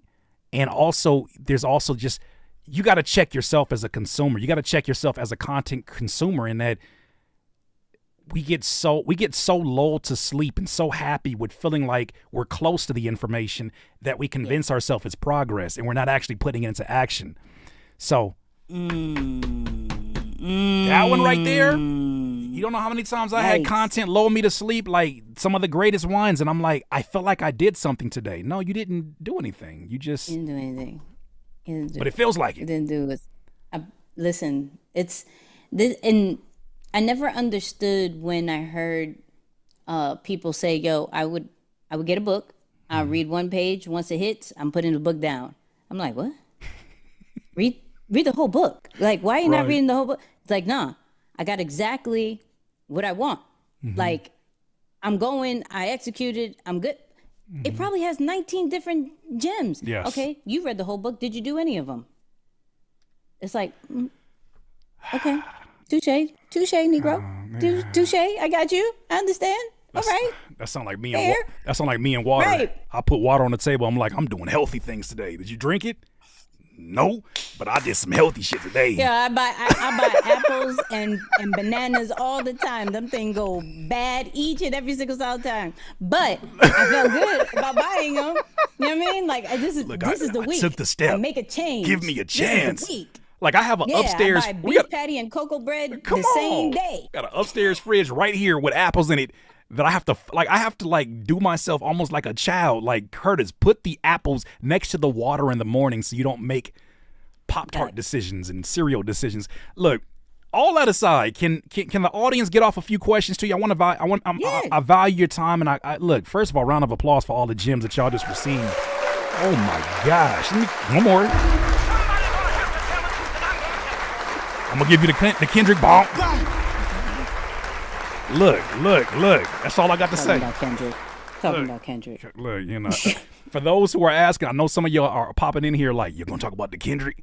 Yes, I'm gonna do another live stream. You disappointed? Oh, you disappointed. Why are you disappointed? I'm expecting him for the time that we waited. Now, granted, I'm not trying to rush nobody's art. Sure. Okay, I'm not. However, you still made us wait. Okay, with your caliber of bars, I'm not expecting this from Drake. I'm not expecting a sit down. I'm expecting embarrassment. Right. From Drake. Right. I'm expecting humiliation. Absolutely. Mm-hmm. From Kendrick, I'm expecting ether. I'm expecting second round KO. I'm expecting this. Mm-hmm. Sit him down. We should not go further. This should not be a back and forth. Yeah. If you think he's not on your level, you've done Control, you've done all these different things. The Future thing, fire, got it. Mm-hmm. Why is your features and your freestyles better than your full 6-minute song? I'm not understanding. It hurt my feelings. Mm-hmm. Yes, if we listen the 9-10 times and we break it all the way down into the malignant, we're gonna do that today. Stuff. Today we gonna do that for sure. Yes. Great. I love how he brought up Pusha T in there. It was great. Yeah. Fine. Yeah. But let's not just wave over. I don't like the way you talk. I don't like the way you dress. I don't like how you say nigga. I don't like all these things. I'm not a fan of it. And I'm going to say it twice. Yeah. No. Yeah. I get it. I'm going to reserve my thoughts because I got a whole live stream that I'm finna get that off, but I respect it. And I'm glad that you see this is what makes you so dope, is that you going to always stand 10 toes on whatever that point of view is. When you're presented with new information, I've seen you in live streams where you're processing it in real time. You'll tell your audience like, I'm going to give that some more thought, but definitely is a new way to look at it. And I'm like, that's to me, that I can talk to someone like this. Let me tell you, I didn't I'm not to make it, because I want to get to these questions here, not to make it all about this, but obviously I'm a Kendrick fan. Obviously I'm this is on the side I'm on, and I'm not really the biggest Drake fan. When I tell you the amount of, I'm going to put it in quotation marks, the amount of moist replies that I received on behalf of the OVO fans, none of them were the women in the fan base that I was like, champion Drake so much for his R&B and all the stuff that he does. It was nothing but dudes. And the things that they were saying to me, the very foul things, I said, you know what? The appeal of his music makes so much more sense to me now. And I just left them with that. And they was like, they was letting me have it. Anytime I release music, they like, trash, get it out of here. OVO all day. So they on my head right now. But I get it. I think that it is something where I'm recognizing, someone said this a few days ago. They were like, what people got to realize is the reason why this beef doesn't make so much sense is because Drake has been very obvious in his approach to win the internet. Kendrick is wants to win hip hop.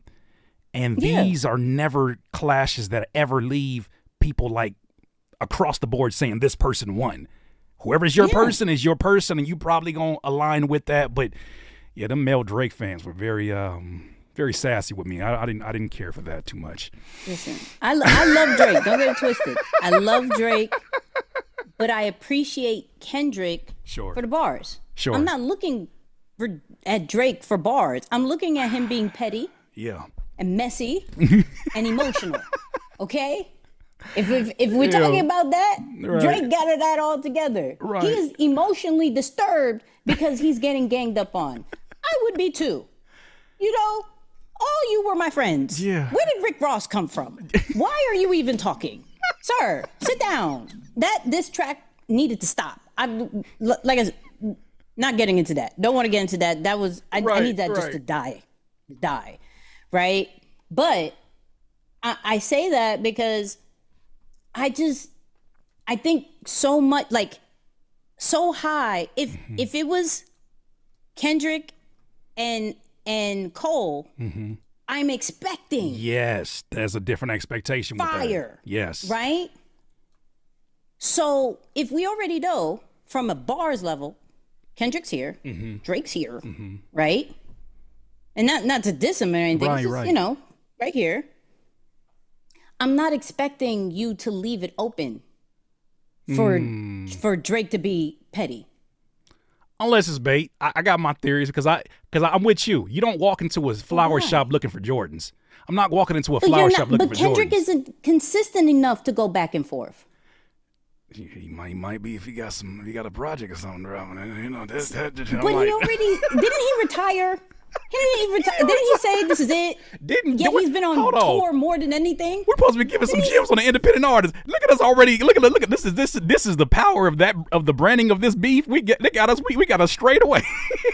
No, we gotta have an offline conversation. Now for sure gotta have. You say if you from Brooklyn, right? We gotta have an East Coast West Coast conversation. That's another live stream. I get it. I'm just saying, did he retire? Did he stop? Did he say this was his last album? I'm done. I'm going to do something else. I'm doing movies now. I'm a fashion person. He did in Hillbillies. I'm a fashion person now. Drake said he was gonna take a break away because his lungs hurt. That's what he said. And all of a sudden, yes, this is a fact. And then he over here using AI to talk rap like Pac. Listen, anybody else could have used AI, right? And it's been trashed. It's been trashed. Drake does it. Now the world is conflicted. It's like, oh my God, I love it. Or, oh my God, how disrespectful are you to use Tupac? Right. How dare you? Right. Anybody else, trash. Right. No, not good enough. Bye. Can't take you serious. Drake does it. Oh my God. It's so creative. It's so amazing how you did this. Pissed me off. It pissed me off to the highest level of festivity when I synced that. But I saw it coming because of the nature of the stories we were doing about Universal and that being one of their biggest poster childs next to Taylor Swift. It made so much sense because at the end of last year, Universal, when they were trying to put a hold or stop to, remember the Ghostwriter guy that made all the AI songs that went viral? Fire songs, right? That was a fire song. So Universal wanted to get ahead of him. And one of the things that they did was, after the comments of the CEO of the Grammys, I believe, where he was like, we're open to the idea of adding these songs to their own category, Universal came out and was like, we gotta have conversation with the streaming platforms to make sure these don't get up there. Next thing you know, they have a conversation that many details have not ever came out, but they had an agreement set in stage with Google in August of last year. Then it got real quiet about what were the results of that meeting. And all of a sudden, you start to see what looks like a soft launch of this AI, and all of a sudden, the timing is so perfect with Udio, and I'm like, fam, I didn't watch wrestling enough times to know when a storyline is being put in front of me. But yeah, you give that power to Drake, one of the most powerful artists at this moment. Come on, sorry, you know what you're doing. So it makes sense. Yeah. It makes sense. It does. So It yes, does. Kendrick could diss about the AI stuff. That's great. Mm-hmm. Drake pulled it off. Regardless if it got taken down, Yeah. you can't say the impact is done. It's there. We all remember it. No, the fact that you got people who have nothing to do with it are able to add their own. The fact that the audience can now customize their own diss songs is not a wrinkle that I was looking forward to. But however, in the most unsmoothest transition of all time, Go ahead. SS Stacks asked the question: should you post 30 seconds of a new song on each platform and full on other places? So he's asking, I guess, about content, broadcasting, distribution. How should you kind of go about that if you're promoting a new song? So it's about showing a sneak peek to bring them traffic to wherever it's the full version is, right? Mm-hmm. So if you're saying the full version's on streaming platforms, make sure that there's just clips, different parts of it. You find, and once again, this is why I love the formula of TikTok, not necessarily the platform, but the formula. How can you find other people to use it in their day in life, mm-hmm. and do in that way? To then they need to hear the full songs. I just hope that the full song is fire, because I've been very duped by some of these songs that they've picked a fire part, mm-hmm. and I loved it, and then I hear the whole song and it's trash. What is this? I only like that 15-second part. But now what do we see? Especially with TikTok, they have their own TikTok billboard situation. Right. Well, all because they let people hear and use mm-hmm. the snippets to then bring them to the full video. So yes, 30 seconds, 60 seconds, however you want to go about it, like release it to the world for them to go find it on all the streaming platforms. Excellent. Said asked the question. He's speaking specifically to, I guess, the way that the rollout of Kanye West's song Jesus Walks, which appeared on multiple mixtapes for months before mm-hmm. actually dropping it. He's asking, do you think that can work nowadays? SZA did it with Shirts. Okay.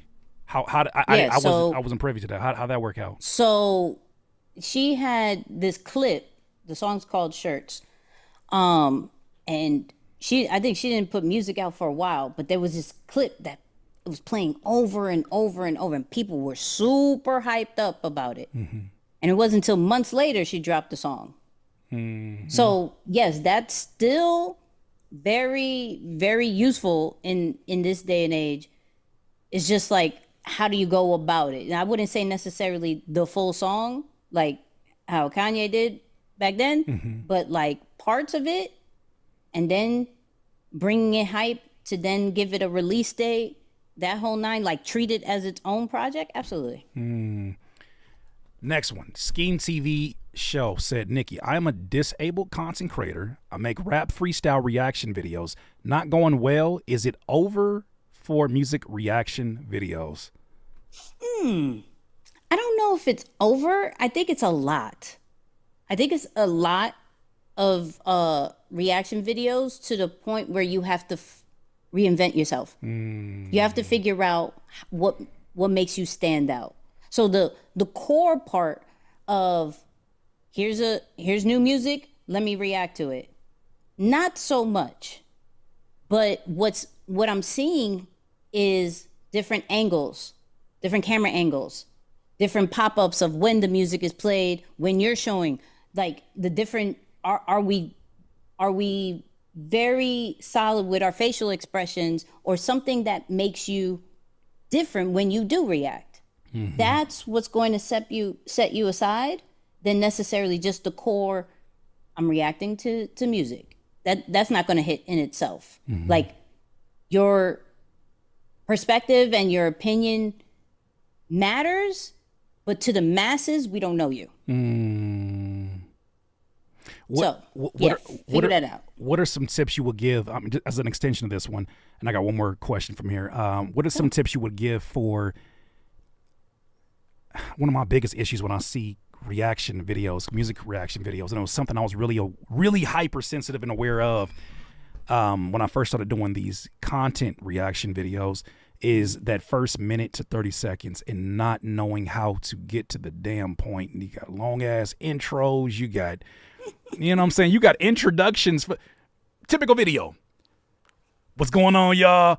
Man, that's crazy. Kendrick just released a diss song. What y'all think? Yeah. Before the intro comes in, that shit's 15 to 17 seconds. Then it comes back and they say, hey, hit that like button, subscribe. All right, man. I'm going to get into this topic, but before I do, I'm going to tell you what I ate this morning. Like, they don't understand the timing that we have listening and watching you lost me. You lost me at hello.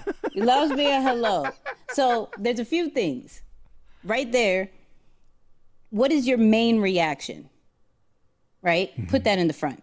Mm. Give them what they want in the very beginning. So some will be scared. Also, I'm like, oh my God, if they know exactly, then they're not going to watch the whole thing. No, they need to understand how you got to that point. Facts. Right? Facts. So that's a good way to put it. Giving them the most important part, or leading up to it where it's like, oh my God, what's happening? That's what you put in the first couple of seconds, right? First minute or so. You can have an intro. That's cool. Please do not make it super drawn out, right? When it comes to the like and subscribe, I learned this from Stephen Bartlett. Mm-hmm. We are so used to and numb to words like, subscribe, share. We're numb to it. Mm-hmm. Why? Because all creators say that. There's something that he says, and it's just mixing up the pattern, right? So he'll say something to the effect of like, I checked my analytics and 57% of y'all still have not subscribed to my channel. Yeah, I seen that. Okay. It's like, hold on. Why are you talking to me like this? Why are you coming at my head like that? Why are you coming to me like this?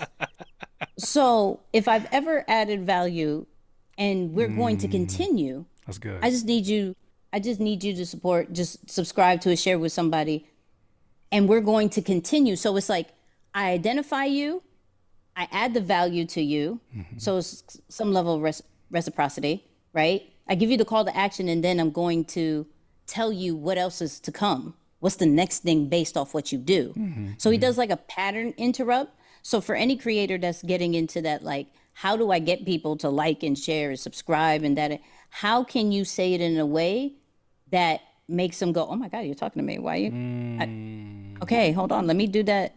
And that's going to take some practice. You're going to hear this. You're still going to say, like, subscribe, because I do it still sometimes. So it's not, I'm not saying don't ever do that, but it's more of how can I make them do what I need them to do and not be numb to those words that they always hear, like buy now, sell, like we're numb to it. And a lot of these platforms, they're pretty open about they're pretty open about certain terms. I don't want to say getting you shadow ban, because I could also, I wanted to ask you too, because I know a lot of people use that as kind of a crutch or an excuse of I'm shadow banned and nobody, and they don't, the algorithm is working against me. But I do know that there's certain terms. There was one point in time, I remember testing this because I read it in a blog post where they were talking about when the Google versus Facebook beef was at its highest and they were super competitive. There were videos that were getting demoted if you were sending people off of Facebook, or if you use the words YouTube in the actual caption on Facebook, that video was getting no traction at all, whether it's from your band page or whether you're from your personal page. And I tested that and I saw it and I was like, oh, that's because they're trying to run Facebook video at that time when it first was introduced the way it was. But that's any platform. Yeah. Any platform. We see it now with Instagram stories, where if you put a link joint, it doesn't do well. You put one of those keywords, that's why everybody's like, comment this, comment that.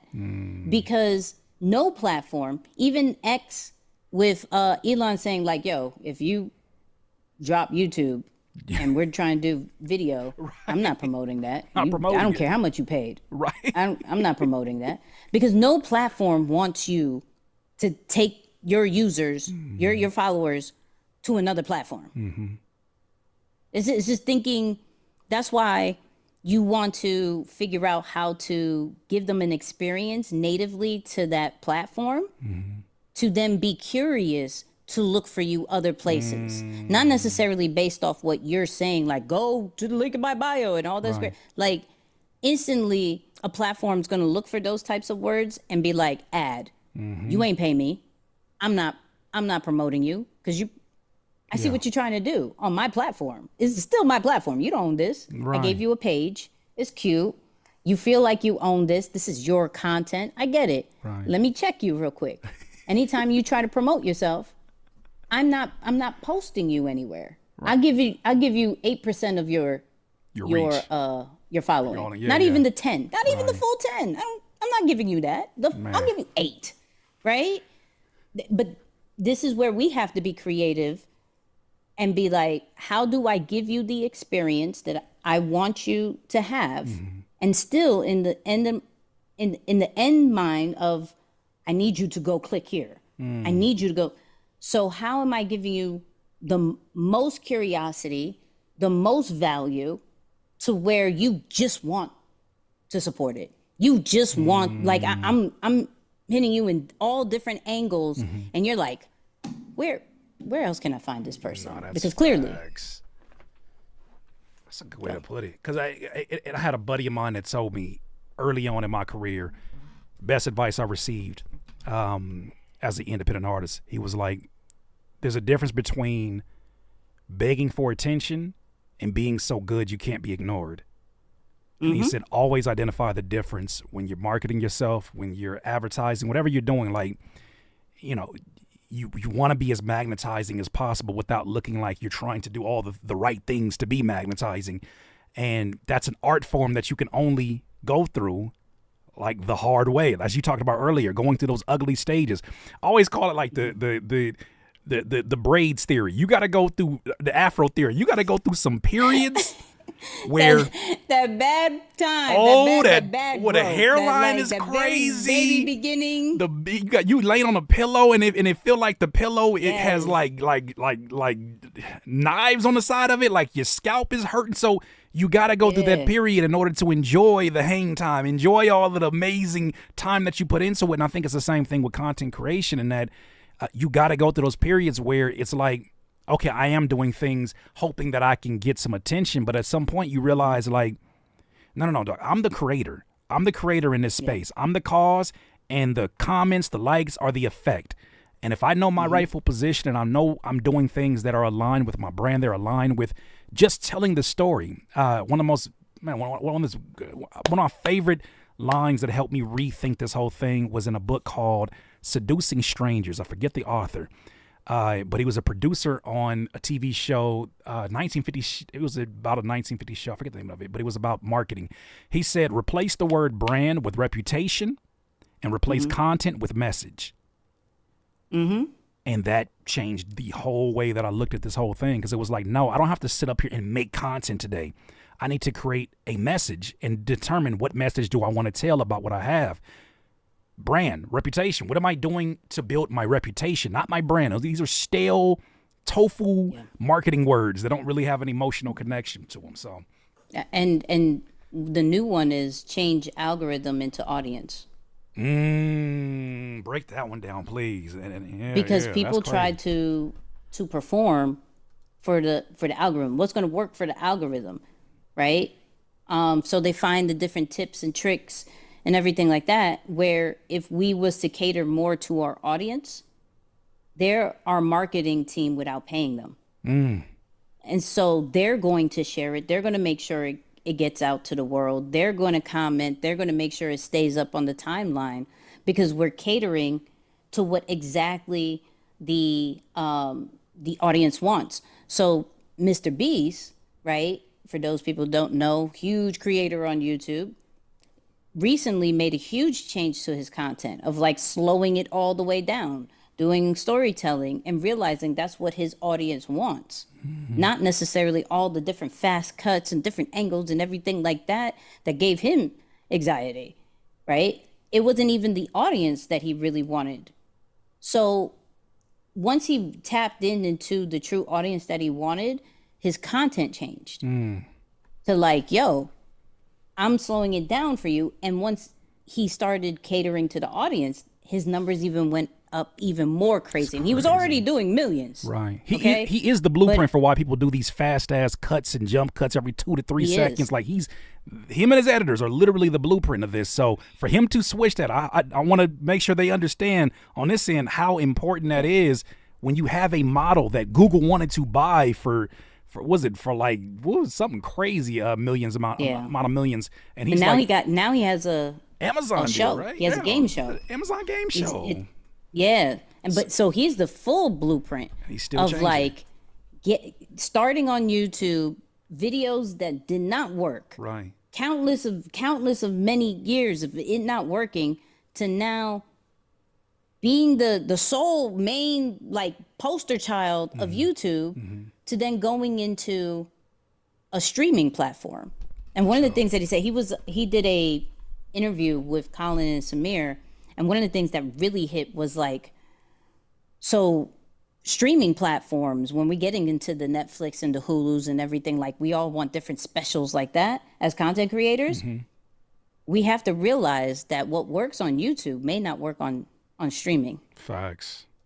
And so it's almost like a proving game all over again. So where you may think like, yo, Mr. Beast got millions and millions of dollars. He may have.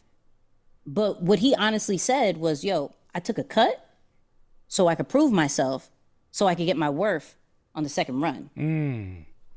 So regardless of how many millions and billions of views he's already done, my man goes super low key to Prime and be like, I'll take this lower cut.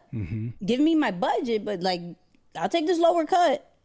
But when we go for season 2, because I know we're going for season 2, run me my money.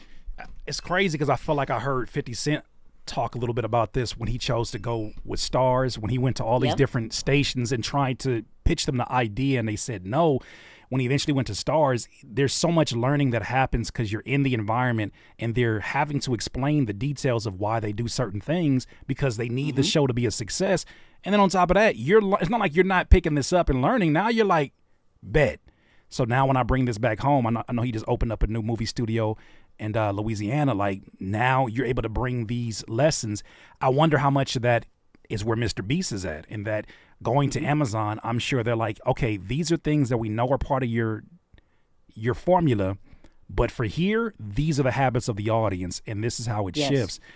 With that said, though, one of the last questions, and I cannot thank you enough. I don't think you know how long we've been looking forward. Let me speak for myself. How long I've been looking forward to being able to have you on this platform and share the gems that you have today, and it went exactly how I was hoping. But with that said, with Mr. Beast, I wonder how much it is of him adjusting his style because of the new place that he's in. Now I'm thinking of this and I'm saying, okay, maybe there's certain personality types that happen to be artists, that happen to be producers, that because of the speed in which you deliver your content, because of the way that you like to consume content, maybe there's certain platforms that are more appropriate for your personality to build on first. How do you feel about that? Because I know that you're very much on every platform and you kill it on every platform that you're on. Like you have a structure that is made for that. It is native for those who are still trying to figure out their footing. And they want to start somewhere, and it's probably the place they consume the stuff the most from. How much do you think their personality is attached to the platform they end up finding success on? Oh, it's huge. It's huge. I always say, first we have to identify who we are. This is why I always go, who's an introvert, who's an extrovert, and who identifies as both. And so in the chat, put that in there. If you identify as an introvert, let us know. Extrovert, let us know. I'm a little bit of both. I'm kind of, I don't know where I stand. Put that too, because sometimes we post and on these platforms that are the complete opposite of who we are. And so then we wonder, why am I not consistent? Why am I not growing? Is because you're moving in a way that's not who you are. So the messages are different. The content, the style is different because you're already moving in an unnatural way. And so we have to look at it in a sense of if I wake up, I say this all the time, 3:47 in the morning, random time, I wake you up, cold in your eye. Yo, if I told you to do video, audio, picture, written, what would you do? Right? And then chat, pick one. Then why are you not doing that every single day? Hold on, we got the chat. Somebody gonna have to tell the truth, and I'm gonna tell it. I don't got a credit card on me, but I'm just saying. It's the truth. Like and this is, once again, this is where comparisons, trends, all that stuff, I feel like I have to do this kind of way, right? Where, eventually you can do those things. Like for me, I'm getting into writing. So Threads right now is my thing. I can't do X. I just feel like that's toxic. I'm sorry. It's crazy over there. I can't do it. I gotta take it in Threads doses. Threads feels more like a creative world. We just want to love on you and like, yeah, you got 2 subscribers. Go ahead. We love you. I just feel like Threads is that, right? So I'm practicing my writing on Threads. Then I take that and put it into my newsletter to then me create that on my live or video, right? I'm practicing that. But that's after years of just, my natural is video. I could grab a phone and go in on that. So what allowed me to do that? Instagram, right? I love Instagram. So I treated that as my main boo, as I like to say. Instagram was my main boo. Right. And I had a few side pieces, you know what I mean? But the reason why Instagram grew is because I put more emphasis on Instagram. I was creating for Instagram. And so it started to grow because that was more of my natural. Now we evolve as creators. We see that, okay, I'm only talking to a certain half. So I'm only talking to this type of people. I need to reach these people. So maybe my captions started to become a little bit longer. Maybe I started to do carousels. Now they wouldn't be as consistent as a video because my natural will stay the core foundation. But I'm going to try to expand my audience and because I understand everybody receives information and content differently. So video isn't always for everybody, especially in this busy world that we live in. Now, if this was the pandemic days, sure, no video them out. Cool, right? But now it's like, okay, cool. I'm going to start there. Then I'm going to evolve into all these different things. Even when we're talking about platforms, I always say start with one platform. If we think about some of our favorite influencers, we attach them to a platform. Facts. We don't say, oh, this is King Bach from social media. I mean, we don't say, yo, this is Mr. Beast from Kabi. Amazon. Right, like this is Kabi from so-and-so. No, Kabi from TikTok. Right. Kai Cenat from Twitch. You feel me? Like, we know certain people based off the platform. That's the core. And then they start repurposing on all these different platforms. Facts. So find your natural. Figure out what you could do every single day. Find the platform. You may be on the wrong platform. That's facts. Oh, that's facts. And that's okay. If you identify it, if you just stay there, then that's we have to have longer conversations with you. But if you identify and be like, yo, this may not be for me. You know what I mean? Like, this may not be for, that's okay. That's all right. Because you didn't really grow anyways. So what are you losing? It's funny. You just find the right platform. I was going to say it's funny because it's the same thing I was taught when I first started making music is that first piano teacher I ever had, I didn't last long because I wasn't a good student. But she said, if you learn the piano, every other instrument is going to be so much easier for you to learn. But she said, you need to learn something first. You need to learn a framework. And so it's almost like you had to learn about learning. And whatever vehicle that you chose to do that through, I'm telling you as a YouTuber, what Nikki just said is so vital because I had to start somewhere. When I first started thinking about like, where am I going to find my success at? I kept doing YouTube even when I had platforms that were doing better numbers, because it was like, do you know how much work it takes to get those numbers at Instagram? Do you know how much that is disconnected from the kind of work that I want to do? Like, I love having casual conversations like this and not feeling like, oh, we got to cut this down to about 7 minutes because of the replay value, and like not thinking about those type of things that were issues at the time. I love the pace of YouTube, and it makes so much more sense for my personality. Now, here's something that I feel like doesn't always get spoke about, is that when you do learn how to like find your personality type and success in this, so many of these skills are transferable.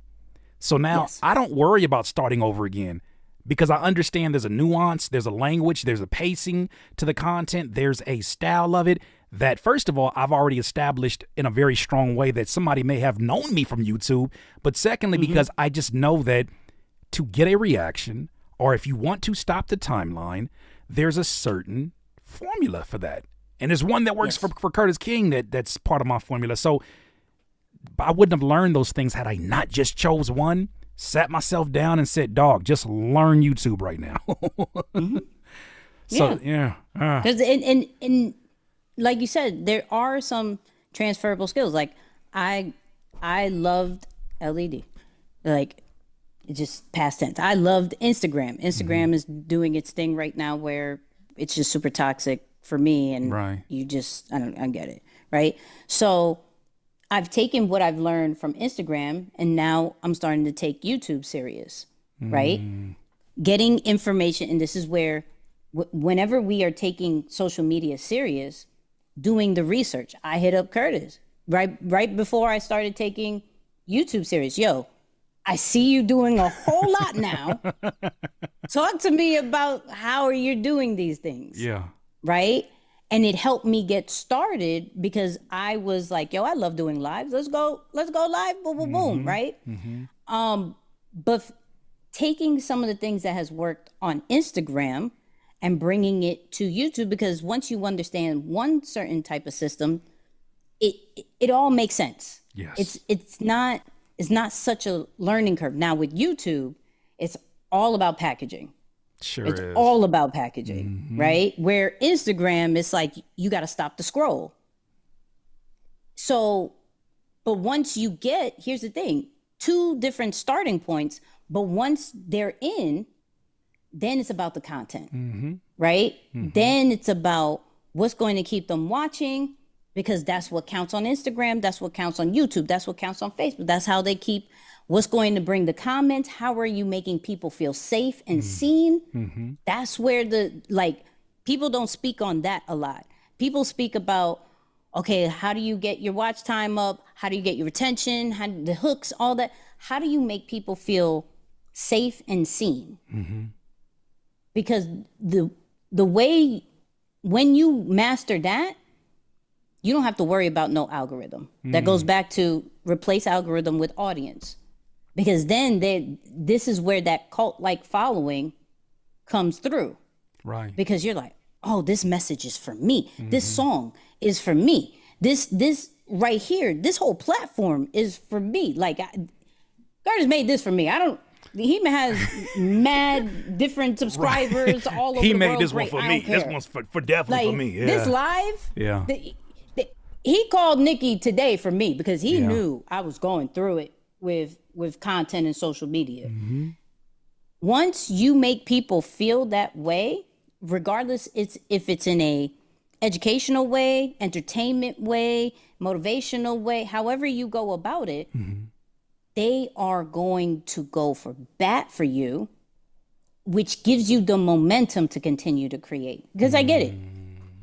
It gets very lonely as a creator. And if there is no likes, views, or anything, you start questioning if this works or not. Everything. Sure. Everything. Right? One, people are watching you. They're just as introverted as you.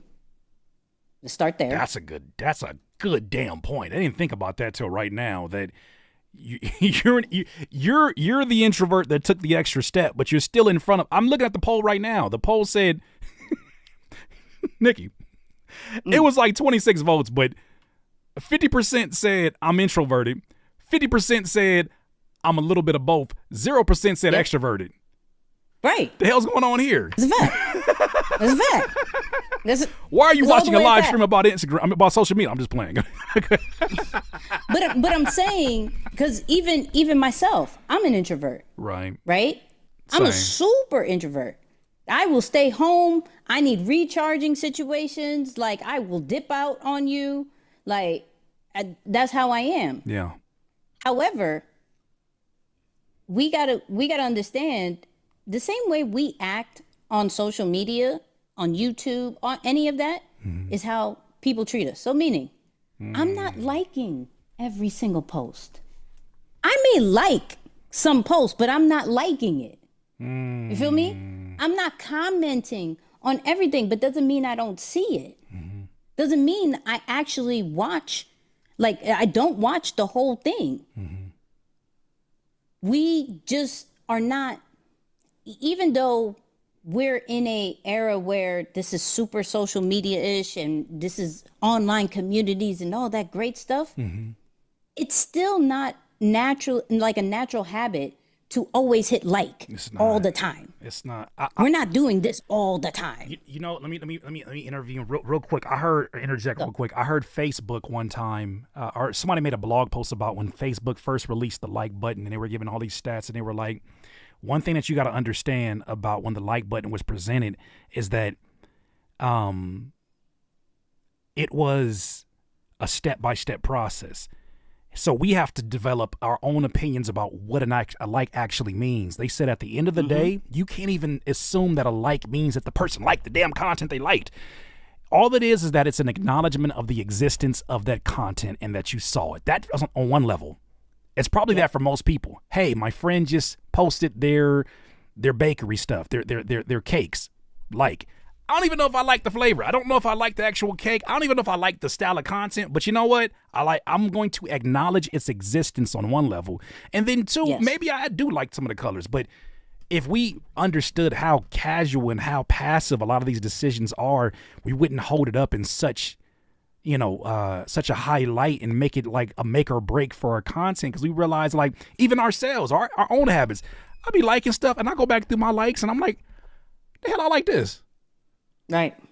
Okay, right. So on this topic, like I want to bring this to a close because I did originally want to get this to be like an hour, but damn it, the content, the gems that you're giving, we haven't even talked about any of your products. We're gonna talk a little bit about that, but let me bring it all home. This is a personal one for me. I'm the type of person, I like to comment back to as many people as possible. I want to like the comments. You took time to check my stuff out. I'm with it. I've had people on the other end who are like, it becomes less special then at some point in time when you're always that accessible. And it's kind of put me in a weird space sometimes where it's like, I don't want to look Hollywood. But I also don't want to look so accessible that our interaction is not special anymore because now it's becoming more automated. Now it's becoming more like, thank you for your support. Hands, I probably gave you thank you for your support. Thank you emoji. But I don't want it to be that way, so I kind of go back and forth. How do you kind of gauge, because you respond back to a lot of this stuff. I see you. You're active in the comments, and that's a very important thing. I see a lot of artists who are like, I don't get a lot of comments. And you also don't respond to the 4 or 5 that you're getting. So where do you kind of find, like, how do you kind of approach that when it's doing the interaction back with the people that have taken their time to comment on what you're doing? So it goes in two folds, right? I'm a community person, so I'm going to respond. We're creating a relationship. This is social media. I got to go do the social part. Right? So I'm going to comment. I'm going to like. I'm going to highlight. If you're on my live, I'm going to try to remember your name, right? I'm going to remember, like, these are important things to create that connection. Also, on the flip side, the more that you comment back, you're telling the platform the content works. Like, this, people are having conversations with you. This is working. Let me show this to more people, right? So from a comment and sharing and liking standpoint, it's important from a from a platform hack. From a personal side, I just want you to know that you are seen and heard, and I appreciate you, right? Now, just from a general of, do I be like mystique and not so accessible, or do I be accessible? We have to break down our brand and figure out, am I going to be the super exclusive brand, this high-end luxury brand, or am I going to be accessible? One doesn't always necessarily make more money than the other, right? So like, we could look at an exclusive drop that's a guap of money, have a limited 100 pairs or whatever, boom, it makes that certain amount, while the everyday brand gets paid every single day. Every day, yeah. Every day. Yeah. So it just depends on what you're trying to do. For me, I just came from an event, the Grow with Video Live thing, and there were speakers that would stay in the back, and there was me that was checking up on everybody, that was wanting to sit down, that like, oh, I didn't get the front row, I'll just sit right here, don't worry about it. No, Nikki, we'll move. No, let me just, I didn't make it in time. What do you want me to do? Nikki, my twin for real. You my twin for real. I'm that at the shows. That's me. They like, Curtis, what are you doing in the line? I want to go on the show. Yeah, like, because I bought a ticket. I bought a ticket and I want to go to the show. I bought a ticket. I actually didn't buy the platinum one. I bought the VIP. Why are you here with the commoners? That's not how I view life. Still. Right. Right. I had to fly here, hotel. Like, I don't need the extra dinner. Can I have my human experience? I don't need the extra dinner. I'm entitled to my human experience as well. Can I have that as well? Yeah, that's crazy. Right. So I'm also the one that will check up on everybody, just stop and talk to everybody. That's just how I am. Why? Because it's important to like burn that memory in your mind. You may not have that same memory with the other speaker, right? You may be like, yo, that bar was fire. But there's a difference between, yo, Nikki passed by me, find out if I was okay. We sat down, we exchanged notes, this, that, and the third. I took a picture with her. We're good. I'd rather be that accessible person, right? With a few exclusive drops. Yeah. You feel me? Yeah. Still want to have the ability to create those moments, because you do that well. Right. Is that when your jab, right hook game is so damn strong. I'm like, please sell me something. And then that's why I end up buying. And it's super, like, for you to know certain things, you have to be in the community. That's like true. I have a mastermind in Puerto Rico that no one knew about, except for a certain group, and we're doing great. Yeah. You feel me? Yeah. Like we're able to go to Puerto Rico and create content. But I'm not other people. Here's the thing. You move different when you don't need social media. Right? Okay, break that down. When you build that community, when you build that experience, I don't necessarily have to go on social media and say, buy this, watch this, do this, please do. I don't have to. So I move with a level of serving and a level of value, so that you're going to want to do that anyways. Yeah. Right? But it took me years of like, let me pour into the people so that when I do get ready to release something, I don't have to worry about, okay, I have to post this every single day and da-da-da-da. It's like, no, I'll drop it. The people who hear about it, I got a core following. Now I make it to the point, wait, you had a mastermind? Hold on. Yeah. Wait, I didn't know nothing about that. Now I have to go find the steps in order to not miss the next one. That's good. Because the main goal is going to Maldives and do content over there. But only a few selected people will understand that. So they see the typical ads, the AI toolkit, all that great stuff. I mean, how I look at marketing, it's more of like, you put out the content, you create a position of expertise. Ads and everything is just supposed to keep you on top of mind. Right? Okay. That's all Makes it's supposed sense. to Makes do. sense. Right. The hard part is the organic side. Because if you don't get the organic side right, you're going to constantly pay for followers. You're going to always be You're going to reliant upon constantly that. pay, Yes. for views and everything like that. So you're paying for your brand. Damn. Period. Woo, wait a minute. Somebody gonna have to tell If the that truth, don't and I'm answer gonna a million questions I get over the last 10 years about, do I need to be putting up ads right now? The one thing I kept telling them, I said, do you have something that's already moving organically? Working. Yeah. Because once you find that out, you may see that you may not necessarily need to punch the gas on doing the ad. You may want to dig even deeper to what's working organically, because once you figure out the ins and out of that, like, I have been very lucky that the majority of the time that I have been doing business, I've probably only ran ads 20 to 30% of the time. Like, the majority of my business that has grown has been all organic.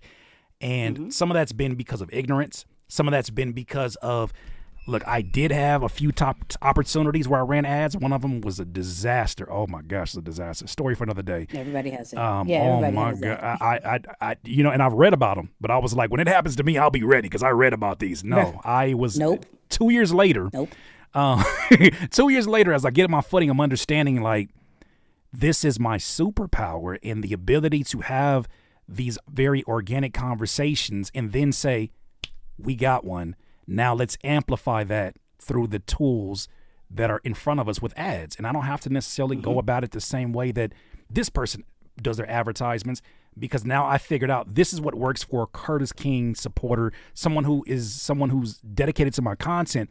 We have a certain language, a certain understanding that helps so much when it comes to an ad, because now it's all about just amplifying what already works. It doesn't feel like I'm just throwing money hoping that the slot machine say 7777. Like, that's not what's happening. fact. Nah. But people don't know that, and so they boost their content. You feel me? They boost it. They pay for ads on things that are not proven. And then they also, and this is where we have to remember that every piece of content has a purpose, right? So meaning, even if we talk about ads, if you've ever gone into the ads manager of any way, shape, or form, you see that there are specific goals that you have to pick, like specific campaigns. Right. That's the same way with your content. We just hope that, okay, I drop a piece of content, it's going to convert, it's going to get engagement, it's going to get views, it's going to get reach, it's going to do everything. No. There are certain pieces of content that are just meant for reach. There is certain pieces of content that is only meant for audience retention. There's other pieces of content that are meant for conversions. And if you've ever put out a piece of content that's just for conversions, here I have a new project, here I'm doing an event, it's the worst engagement. It's the worst views. It is the worst. Oh my God. But let it be something with a bunch of text on it too. It's just, it's not going off. But you said, I'm sorry. But then look at your website's clicks. Yeah. So did it do what it was supposed to do? You're like, yeah, but no buts. It's a conversion post. Right. You're supposed to convert people to buy something, go subscribe to something. If they did that, it worked. You want the world. I get it. I promise. You ever heard of a dude named Cesar Milano? That's the dog whisperer. You ever heard of the dog whisperer? Yeah. You are the content whisperer. Damn it. I promise you are the content whisperer. You say things, and you'll say it because it's so natural to you, because you do this for a living. You do this in keynotes, and you say these things, and I'm like, if someone said this to me 10 years ago, I would have been cheated out of the 10 years it took me to get here. So I'm kind of partly grateful that it didn't, but at the same time, there's a part of me that's like, you could have saved me a lot of stressful nights. And just hearing it that way, that's what it really is about. And that's why I wanted to bring you on this platform, because the way that you're relaying that information makes it to where it's like, I'm not doing it the wrong way. And I think that's what I get into issues with. Let me just speak for myself and not for the creators. I sometimes get in the headspace of, am I doing this the right way? Is my funnel the right way? Because I'm not a funnel guy per se. I'm not that, like, I'm always concerned about that. And it gets to a point where it's like, if my whole career was made off of doing things the quote unquote right way, I never would have found how to do it this way. So I need to learn the rules, right? So I know what I'm breaking, but then also too, so that I know, like, oh, this post is not a fail because of the one metric I'm focused on, the views or the comments. What was the purpose of it? And if I'm not establishing a purpose, damn it, well, then we got to walk this thing back to its source. Why am I making it if there's not a purpose? You're a content whisperer. You're talking to all these 117 people in here, but you're talking to me. They don't know that. This is an intervention. Y'all just happen to get invited. That is crazy. Stop. That's crazy. Well, I want to make sure that, like I said, once again, we appreciate your time. We appreciate your input. Round of applause, ladies and gentlemen. Y'all already know. Insane amount of value. I want to make sure that the folks know who are at that point where they're like, look, I need to get more information. I have some of your information already. Got your website. I got the Instagram. I got your YouTube. But, I don't know if you have products or something that maybe these indie artists are interested in. And then after that, my last question is just going to be just some parting words for those who are like, all right, Nikki, you got me. I understand. I've identified the issue. What's step one? Yeah, I got you.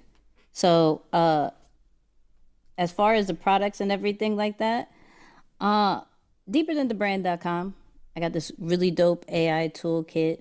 And it goes based off the levels that you are on. If you're like, Nikki, I don't want to buy nothing, but I really rock with you. Listen, I'm growing my YouTube. Okay? That's my main boo right now. I'm growing my YouTube. The information over there is disgusting. Okay? It's super disgusting. You're going to be like, wow, why haven't I found this? Yes. Why haven't I found this sooner? Yes. Right? So YouTube and Instagram are my two things. Threads, if you were a Threads person, come over there. It's a niche crowd over there, but Threads for sure. And then my last words will be like this. You were perfectly made. Period. Okay? There's only one of you. Right? You may have been inspired by other people based off who you look up to, mentors, just celebrities, influencers, cool. But you were made in one unique way. And we really need to see that. We really need to see the art that you have, the songs, the tracks, the beats, everything like that. We need that from you because we have enough of everything else. Facts. Like everything else is already there. If I wanted to hear it, if I wanted to see it, I could go to them. I'm still missing something, and that's just because you haven't posted enough for whatever reason. I'm not saying you're wrong for not, but I'm just asking for you to show up more, show up as your natural self, share the gifts that you were given because we need it. And that's all I'm going to say. We need it, and you're doing a disservice if you don't. You heard it here first. You didn't really hear it here first, but I just wanted to say that because it felt like the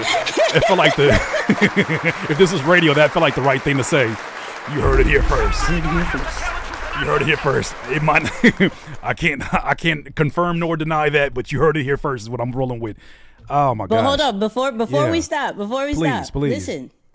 This man right here that you guys watch, that you subscribe, we kind of hinted to it. He was about to stop, people. Yeah. He I don't think his journey gets enough flowers for the community that he brings. And please flood in the chat with so many different emojis to show this man flowers and give him his props, because we all go through those ups and downs as if we're doing this right. No, I don't want to do this no more. I know this works, like we just talked about. I know this works, but I don't want to do this no more. I want to do something else. I'm tired. You know what I mean? I'm tired, Nick. I told you I came to your DM tired. I came. Shout out to the homegirl. She sent me a message. She said, "These days, because I just had my high school reunion, and she was like, these days." She said, me and my boyfriend, we just be TIED, not tied, but tired. She said, I just tired. I don't even want to type the R in. I'll be so tired. But listen, you talked me off the ledge, damn it. You talked me off the ledge, and I was like, I'm sick of these damn producers. I'm sick of these content creators. I'm sick of this environment. I'm sick of the I'm gonna do what I thumbnails. I'm gonna do it. Look, I'm gonna do voiceovers on Fiverr. These motivational bars are working, Nikki. And yes, what you say from a motivational side is so valuable. But I want to give you your flowers for thank you for keep doing what you're doing and creating what you've created and the platform that you've had, because once again, it's so needed and you're showing people how. And there's not a lot of people that show the how. Yeah. I mean, there's really not. There's not people who are transparent. Even the just how the quality of your content has grown and the creativity of that is not don't downplay that. Yeah. That thing in the living room and all that stuff, that thing is fire. Thank you. That the music has gotten better. It's fire. Okay. I appreciate that. Please continue to do what you do. Please continue to serve the community that you serve. You could go through your little breakdowns. That's fine. I'll be needing Just come back. I do come. When I come back, I promise when I come back, I come bearing gifts. Like, I'm telling you, the first month, I was just like, you're talking about an artist that I've been making music for the last 20 years, but I've always had space in between my projects. Never in my life have I had catching hell for saying that I want to leave streaming from all of these different entities and that energy from strangers every day who are telling me I'm stupid for doing what I'm doing for my own music, which is crazy. Then on top of that, the daily grind of doing the content creation. These are things that I don't have to do, but I get to do, right? Mixed together, I'm trying to make the best music that I know possible at a high art. All of these things just got to a place where I released one project in November, another project in January, and I was dog tired. But for the first time, I did not guilt trip myself, or I didn't wait until I was in the emergency room to say, dog, you just need to get away from this chaos so that you can hear yourself again. I took that first month off, didn't do a damn thing. That second month, right around the Coachella show, I started piecing it together. I was like, that's why. So you talked about something that you said about I'm showing the how, but something I never forget is if you don't have a strong enough why, how won't even matter. Right? So I'm learning now in real time, like, no, this is bigger than just me. This is bigger to the point where it's like, if I can show somebody, I don't have to wait until somebody books me for my first show to have my first show. Curtis do it from his living room. Curtis sold tickets to a show from his living room. So what am I, you know what I'm saying? And I don't do it just for that. I'm doing it now where I'm just like, now I really want to see what the limits of this can be. What's the ceiling? Whatever it is. But no matter what, I'm having a hell of a time doing it. But I got to just say how much I appreciate and how grateful I am for you, because you the content whisperer. I said season my life. Look, you the content whisperer, because you had me. You were like, you didn't make me feel guilty about it. You wasn't like, are you crazy? You got 200,000 some followers. You were like, you could do that, or you could do this. And I was like, stop making so much sense. I said I'm done with this, and then I sure in the hell walked that back, and I'm literally looking at the best year that I've had in 9 years, 10 years of doing YouTube. The best year was my 10th year. Who would have knew that? Right? 10 years to be an overnight success to these other people who are like, man, I discovered you through this. You had no idea, but I'm glad that I had, beyond just someone that was a bit of a mentor at that time for me, a friend. Because I think you knew that I was going through a whole lot more at the source, like many of us are creators, more so than just the issues that I had with social media and YouTube. But I appreciate you so much. So a round of applause one more time for Nicky Saunders. The champ is here.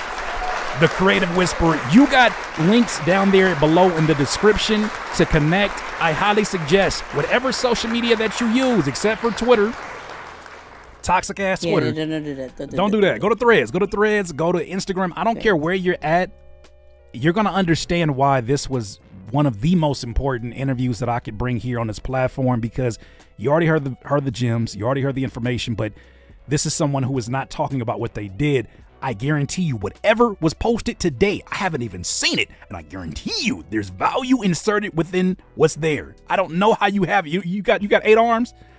You know what I'm saying? You got a staff of 42 people. Like, how do you know what I'm saying? But all that aside, we got to give you your roses and just say thank you so much for the work you do, because as much as I may inspire others out there, I need inspiration, and I look to folks like yourself who make me think about, like, I don't have to reinvent the wheel.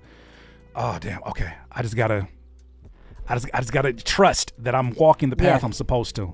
So, absolutely. All right, I'll fix that link. I'll make sure I get that. I don't know if that was. Oh, you good. I did. It's good, right? Yeah. Yeah. It's good. It went straight to the viral. Yeah, that works. Okay. Well, I'm gonna put this right here in the chat, ladies and gentlemen. Once again, make sure you give all of the love and appreciation to Nikki. Thank you so much, Nikki. We can't thank you enough. Of course. Anytime. Come on now. All right, DIYers. Well, you know where to go for all the information, the things that you have requested. Get it started on the social media today. We will be back here very shortly for another stream to talk about some of the activities of today. The activity of the day. Kendrick and this Euphoria song. Oh, we're going to break that down into pieces. Other than that, y'all have a good one. If I don't see y'all, I'll see you soon. All right.